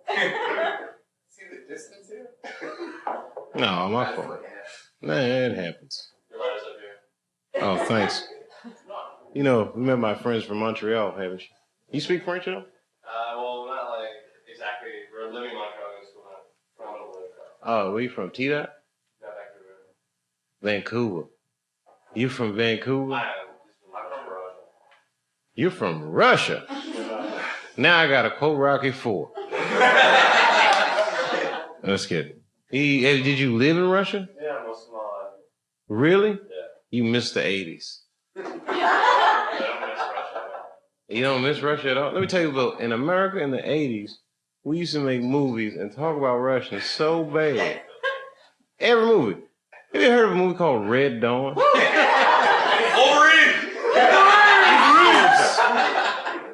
You gotta rent this movie. Great. Just to see, it's a fucking piece of propaganda, man. You know what the movie's about? It's some kids in high school, right? They in the school hanging out. All of a sudden, parachutes start coming down, and the Russians invade America. I'm telling you, they made a movie. It is the most ridiculous shit ever. So then, like, the Americans have a rebellion against the Russian invasion. What's it called? It's called It Will Never Happen. That's called Red Dawn. And you've got to rent it. And you will be laughing fucking hysterically. Especially being from Russia, you're going to love that shit. I mean, you're going to hate it, but you're going to hate it so much that you're going to love it. And I'm telling you that, you know why? Because they're remaking it. Again. Because this time it's the Chinese. It's gonna be 1 billion parachutes. I saw it in basic training. Huh? They took us to it in basic. I was in basic training. They took us to go see that. They took you to see Red Dawn when you were in basic training. And you were like, we're gonna fuck them up. They come like, fucking propaganda is awesome. It's effective. That shit is effective. When I was in the 19. No, yeah, no, 19. See that? Back in America, you 19. Yeah, man. You're supposed to be able to have fun. You're supposed to be thinking. That's hard to access. People have a cigarette. Oh, yeah, go ahead, man. Light your cigarette up. Live your life. Instead of chasing that paper. Said the woman that got beat up in the Lamborghini. Oh, no. It was a Lamborghini. She said, "Don't chase the paper." Easy for you saying that Lamborghini. I don't know. I'd be thinking everything's fake. I'm sorry. I'm a skeptic. I'm a skeptic. Don't you be doubting some of this shit? No. Huh? Good for you.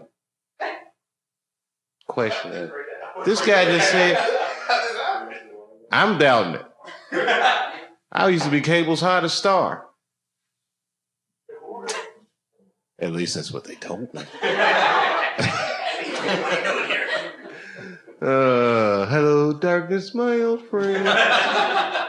So, for real, you was in basic for what branch of the service? I was in the Army. Really? Airborne? I was airborne, 82nd. You 82nd. You guys the first dudes to show up. Airborne. So if Red Dawn was in reverse, he would be parachuting on your country. I did in Panama. You was in Panama? I heard that was actually kind of much worse than people thought. It was like a hot war zone for a minute. It was pretty hot for a minute. That's crazy. I don't even know what happened in Panama. Something about Grenada and some. Yeah, they just Noriega just grabbed them. I don't know why. Oh, that's right. We did do that, didn't we? Remember that? You don't remember that? That's when the United States.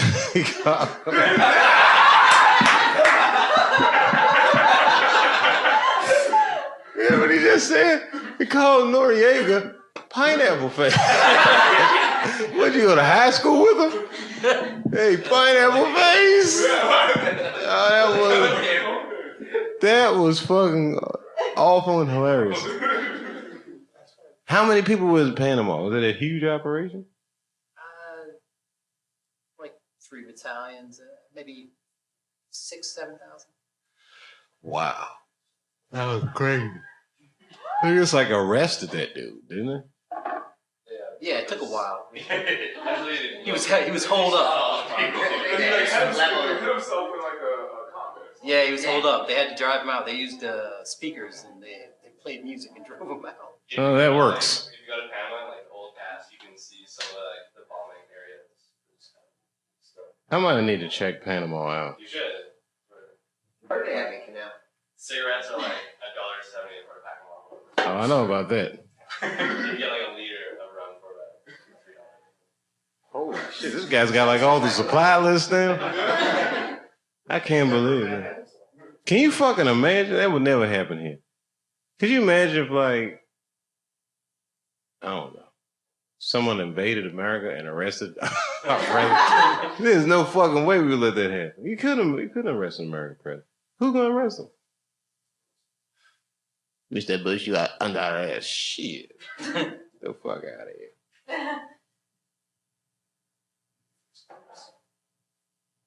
Wow, that actually happened. Was it scary? You're not supposed to ask soldiers things like that, so it was a bad question. But I'm just curious, was that shit scary? Like, Not really. you don't even think about it because he's young. I was kidding. It's another world, it's another life. Wow, Long good time for ago. you. I always admire how people can put that kind of shit behind them. I'd be dwelling on that shit like it was yesterday. Fuck yeah, it was scary. I can't. That's why I'm not cut out for the military. I'm just like, too sensitive. And they couldn't beat it out of me. And basically they try to break you down so they can build you back up. I couldn't handle that shit. So you get over there, but all right, you sack of shit. Sack of shit? Hold on, nigga. I'm here to help. Volunteer.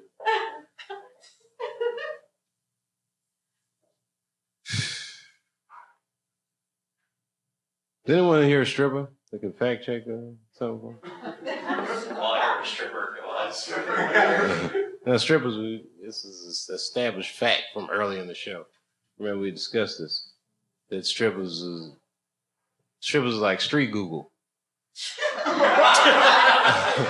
this? Go on. They're street Google. If you want to know something, you got to ask the stripper.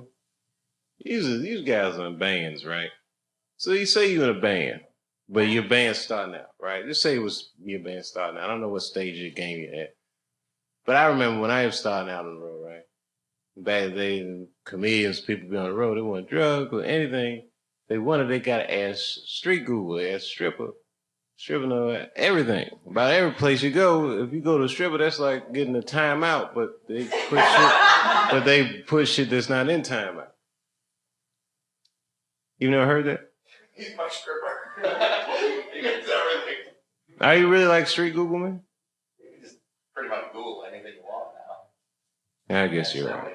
I know. I mean, honestly, I'm a pretty morally upright guy, but I just like crying. Are you taking off? Yeah. I thought y'all were in love. What happened?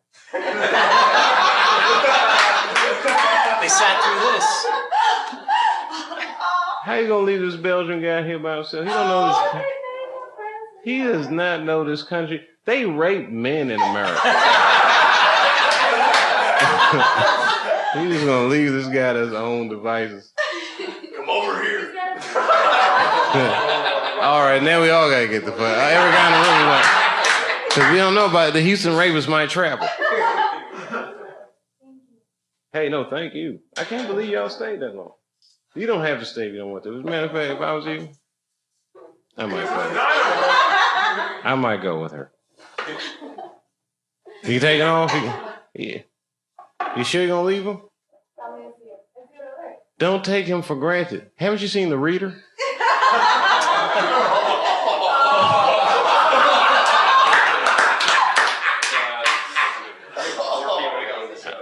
Yeah, it was good. Well, you know, I see why she got an Oscar.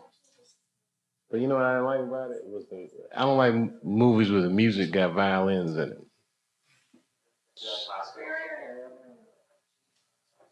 Somewhat, yeah. Depends. I gotta collect the things. All right, I should really be getting out of here. No. Sushi's closed, Dave. I know. Let's go get plugged up.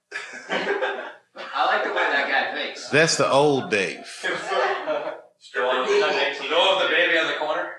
Yeah, that old Dave. He was old Dave. 19-year-old Dave would have got in that car, and all the way up to maybe 25-year-old Dave would have got in the car after debating with himself. 35-year-old Dave's like,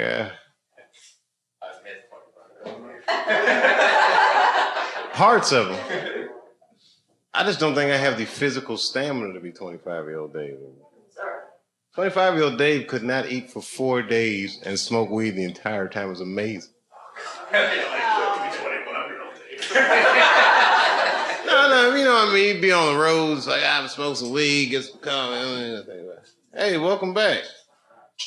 Finally, you guys got rid of the girls. You can be gay like you want to be.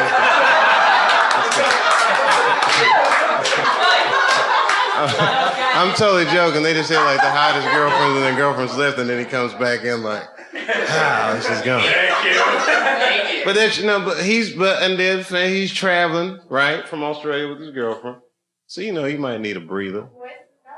No, actually, look my technique. Oh man, I thought you came back with some more comedy.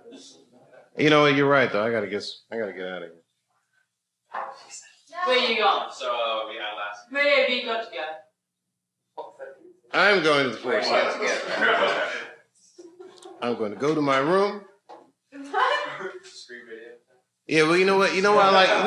No. You know why I like to stay at nice hotels? Honestly, because it's like walking to fantasy. No, people. No, they don't bother you. As a matter of fact, from the moment you hit the door, it's as if you were somebody, even though you're not really somebody. I can't explain it. Welcome back, Mr. Chappelle. You stay under fake names? Yes, I do. What's your best fake name? Okay, now. Honestly, What do you say under tonight? And where are you staying? I'll tell you this one because I don't use it I know anymore. about fake names. And when I went on tour in 2002, maybe 03, on that tour, I checked in under the name Harry Balls with a Z. Right, so then they'd call me up and they'd be like, hello, Mr. Balls. And then like Deets, Newts, and all that shit. That shit was very, it was very funny for us on the tour because I know anybody who called my room, they had to have said that. Yeah, these nuts. But they'd always say that, hello, Mr. Newts. They'd always hesitate. Oh, that's just amazing. And if the hotel wasn't so good, they'd be like, yeah. Are you gonna take your show back? Or are you gonna keep your show back? What show? Chappelle Show? That really famous one? Oh, Chappelle Show. Yeah. I don't know if it's about getting my show back as much as I should really get my name back. And it's kind of. It's still worth a lot of money. Like, you still got the name. You got anything in the works? Yes, I do have something in the works. Well, I'm currently working on a surveillance video with the FBI. It's a fucking tearjerker. It's called The Man That Knew Too Much. That's good. What am I got in the works? Nothing special. Yes, I do have something in the works. Yeah, I'm working on it right now. Yeah. Huh? Just do it? Yeah. Wow, wait a minute, that's catchy. Oh. Nike, just do it. Yeah, flowing with emotion, that's right. Don't pretend. Just do it. Just do it. Don't pretend. She just hypnotized me. Whew, something about when you said just do it made me so fucking sleepy, I can't even explain it. Like she said that. And it took all the energy out. And Will just walked in with a big old pizza. No, thank you. Thank you for coming out. Sushi place is closed. I heard. Thank you. Thank you. Take it. It's right there. And now say if you want to try it out. Dave, why do you live in Ohio? Why do I live in Ohio? You talk about Ohio, you know, New York, and LA, and why do you live in Ohio? Honestly? Ohio. Yeah, there's like a whole stack of reasons. I mean, Number one. huh? It's quiet and none of you fuckers are there. We all What's one reason? I heard you actually live on a farm. I live on a working farm. That's absolutely right. Excellent. You see, the thing is, think about it like this. Once you make over, like, say, no, not even. I look at it like this. No, the average price of an apartment in New York is $1.2 million. Person who make over $2 million in a year has to pay over $200,000 in taxes just to live in New York. New York got to pay city tax and you got to pay state tax, right? Now you can live anywhere else in America with a high quality of life for a way lower cost of living than New York. So at a certain point, even in California, at a certain point, I asked my friends, I said, yo, why we work so hard all the time just so we could be in New York? I go, because it's New York. They go, if I want to get a slice of pizza at 4 o'clock in the morning, I can do that. I was like, so you're going to build your whole lifestyle around a hypothetical slice of pizza that you may or may not want? It's my whole world. You know, they make frozen pizzas, motherfucker. I can put a pizza in the oven any time of night, too. Damn you, Rays. I work 140 hours a fucking fortnight. You work 100, what? 140 hours a fortnight. What's a fortnight? 2 weeks. Why? You can tell I've never had a real job. He hit me like real job terminology. I work 140 hours in a fortnight. I don't even know what the fuck a fortnight is. 12 hours a day. Nearly every day of the week. I get about You need to move to Ohio. about 100 grand a year after tax. No, before tax. So I get taxed, and then I get taxed back. Can you buy me a beer? And a pizza? No, I call it about 6 grand after that. Well, 60 like I Australian got dollars 60 or grand. 60 American dollars? Australian dollars. So Ah, I'm broke. You're killing yourself. Oh, never mind. I'm killing myself. Good talk. Can we buy you a pizza? But you know what I gotta get a beer. But you know what, man? I know a way around that, and it's not the dog. It's not a perfect strategy, but it might be better. But I'm happy. That's all. And that's all important. That's important. No, that's important. And you know what? You happy? I'm happy. I managed to have. I don't think that's story. I managed to have 6 grand debts in a year and save 50 grand in a year. Australian dollars, not US dollars. And I'm traveling for a year, hopefully. That's fucking great. That's pretty good. That's awesome. Hell, kudos I paid to. off 60 grand, saved 50 grand So in you're on a year. holiday? Hold on, let me get a pen so I can write down your stats, man. Wait a minute. Alright, I lied. I saw a little bit apart. Yeah, no, because it sounds like you got the formula for success. Listen, Dave, take 100. It's my girlfriend. You know, I'm gonna tell you, I just saw her for 2 minutes. She made me happy. His girlfriend is no, not in a bad. No, I'm saying your girlfriend is. His girlfriend is really good looking. Like, yo, he's not in a band, but if you see his girlfriend, you'd be like, who you play with? No, you look like you got like a rock star's girlfriend. I mean, no, she's like Nirvana status, yes. Looks like Kurt. Awesome. Everybody gotta say that right now. A little bit like that. Wait a minute. Trigger, we might have something. Let me explain to you how good looking his. Let me explain to you how good looking his girlfriend is. Let me explain to you how good looking this guy's girlfriend is. He works 140 hours in a fortnight. He gets taxed 40 grand on his 100 grand he makes in a year. He makes 60,000 Australian.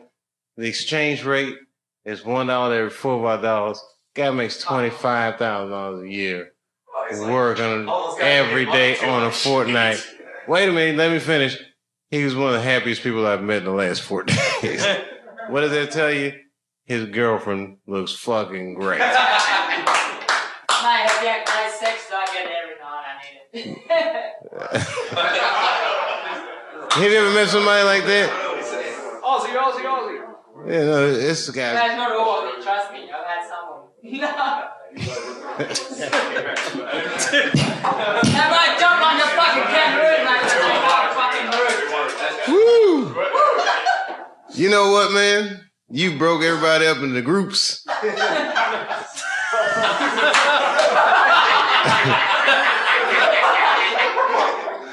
I need your energy. Like, I don't know. Hey, every once in a while you have a friend that's like a secret weapon in a rough social situation. You like bring out the Aussie, and he just, if there's a riot breaking out, he'll just split that whole crowd up. Hi! I work 140 hours on a fortnight. 12% of the people in the room are like, what's a fortnight? 2 weeks, mate. The crowd started listening. No, for real, man. For real, man. You're what they call dynamic. There's 2 kinds of characters. The static and the dynamic. You are dynamic. You know how I know? Because you're not even in your own country. You're having a great ass time. You're taking on a room full of hecklers and a professional comedian. You have no mic or speakers or stage to back you up. You're just here by yourself. You walked out into a winter night and forgot your coat. You are like a motherfucking original. You are my dude, man. I like dudes like you. Like, why am I so cold? Oh, shit, I forgot my coat. Too much to drink, but I get another. It's all right. It's all right, man. I drank vodka. Fuck, why don't you just keep up? This guy's awesome. He didn't even know exactly who said it, so he turned to the room and said, fuck, why don't you keep up? For real, man, you all right. You're the kind of person that nothing bad will ever happen to you.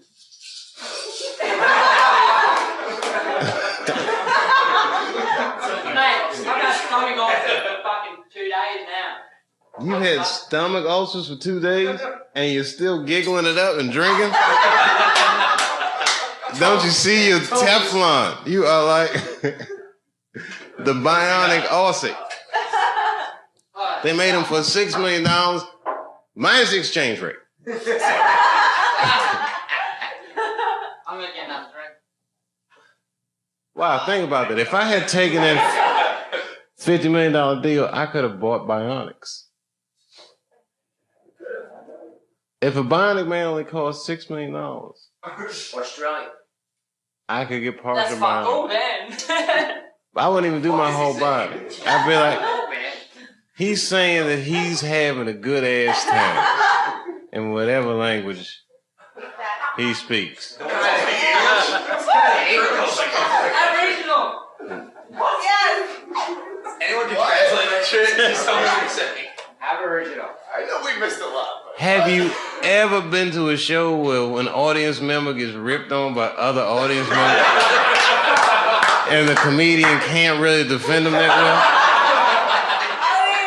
See, people say, Dave, why do you stay on stage so long? Because if I hang out long enough, something like that will happen. And I like to see these kinds of things. It's only Just for the you. mediator. It's good fun. Good fun. No, it is good fun. I could have done a lot of things to have fun, but nothing would be as fun as this. What am I going to do, play video games again? Thanks for staying on this long. We just closed. Do you know any baby jokes? What, the baby joke? Yeah. Oh, man, I haven't done that joke since that night. Come on, baby, what are you doing in the car? That's a great joke. It's funny. He's that guy. It's funny as shit. It's truth and jest. It's New York, though. Don't sell weed this time. Sell something else. What?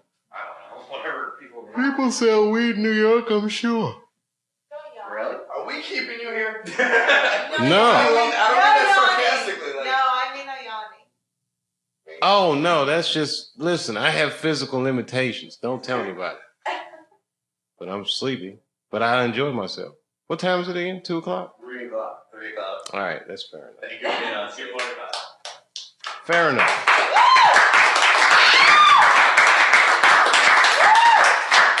I walked the overwhelming majority of the room. This room was full. Well, you guys are new. You guys were here. I'm staying. Wow. I live around the corner, man. I ain't going anywhere. Yeah, this man. Baby man joke. over It's a here. baby joke. He's military trained though. I like that though. Like okay, you're the second person I've met from the Panama operation.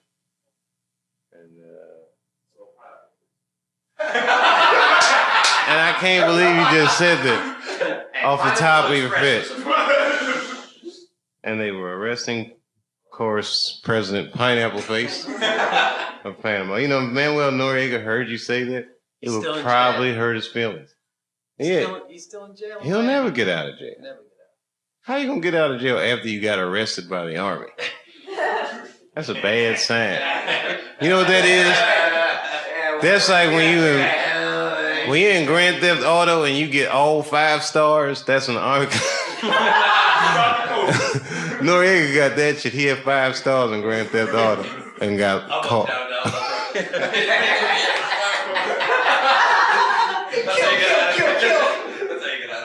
The army. You know what's great about this part of the night? If I say like half a joke, you guys will finish the entire joke. Like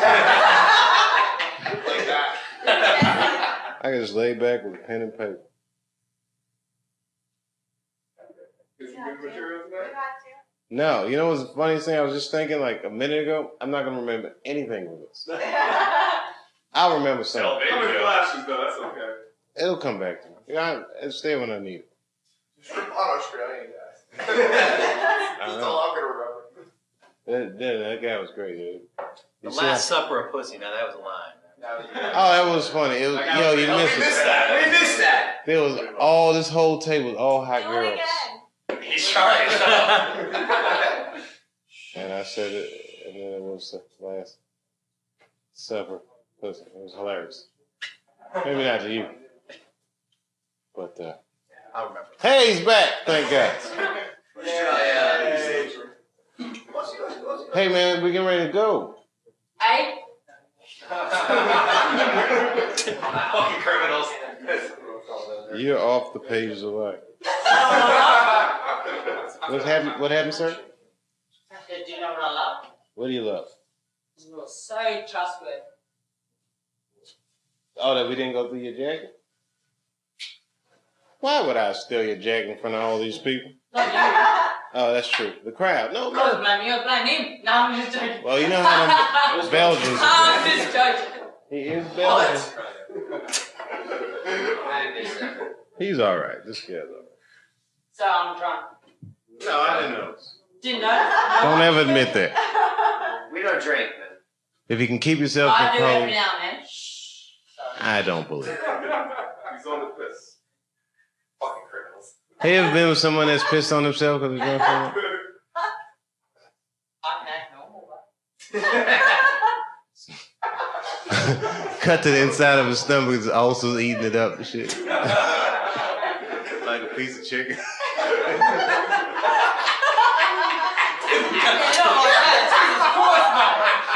Like if I was directing a movie about this night, I would cut to the inside of his stomach and I would just show like food in there. Also eating them up. And then after I show all the stuff that's going on in his stomach, I cut to his happy face. Then I would cut out to his girlfriend walking in the cold by herself. And then the guy tries to talk to her and she goes, "No, don't mess with me. My boyfriend's a killer." And then I cut right back to the inside of his stomach. And there would be 2 chicken wings in it. Chicken wings. I like those. No, this whole portion is just for me. There's like a little, like half a handful of rice on top, sparsely scattered on the chicken wings. Bit of Skittles. All right, yeah. Yeah, that's fucking hilarious. And there's some Skittles in there. And then there's like blood oozing out of the hole in his ulcer.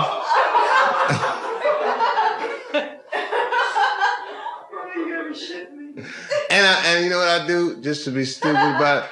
I put like a gum wrapper in there. Just one thing that shouldn't be in there at all. Hubba bubba. Yeah.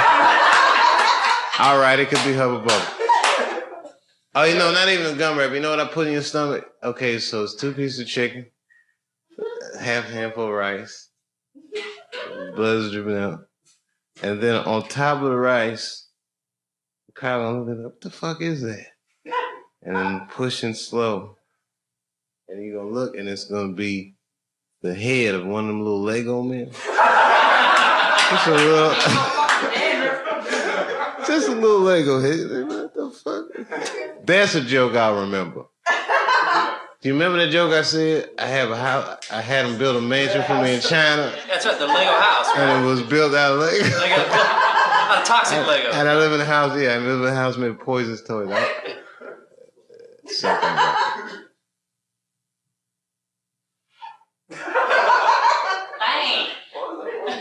That shit is so funny to me. I don't know why. It was something about cutting to the inside of your stomach. Because you said about it.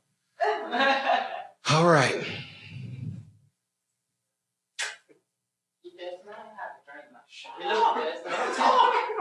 No, I don't need a drink. I am thirsty. I'm so thirsty. Can I get some water? Give him a drink. I'm not going to shoot.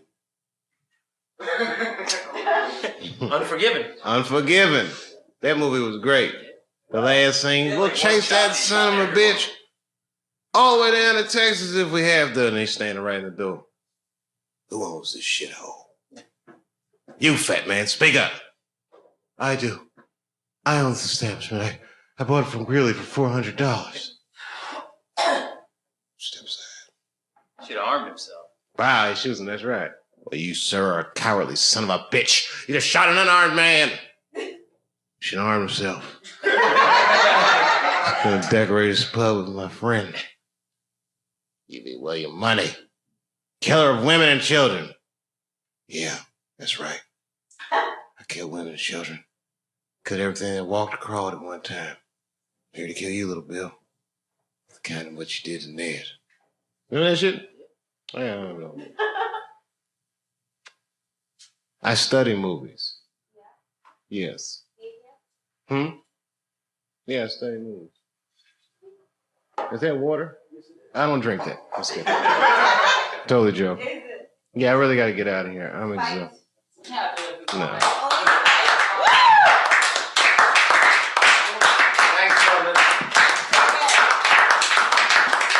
So let me ask y'all a question.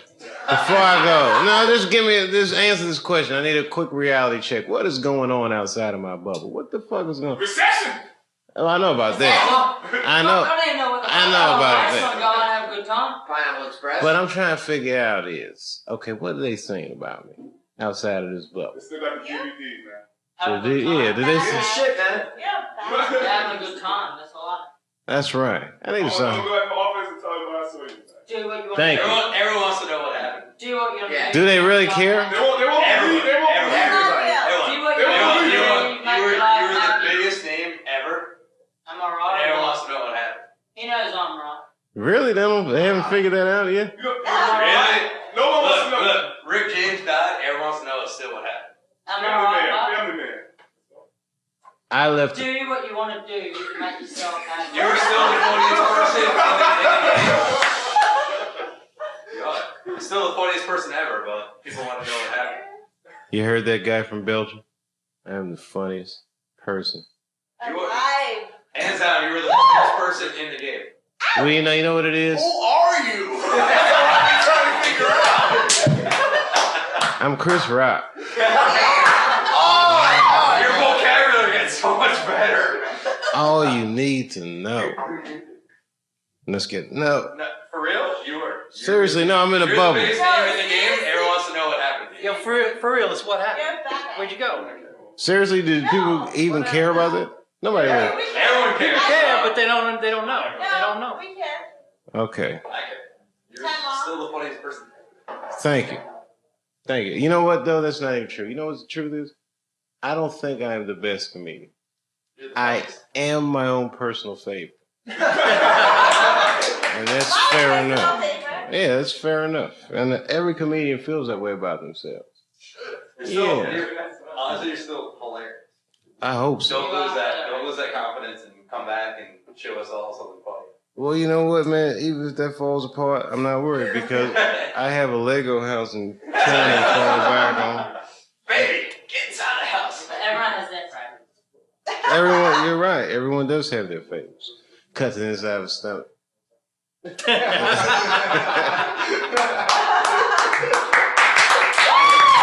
right, thank you very much.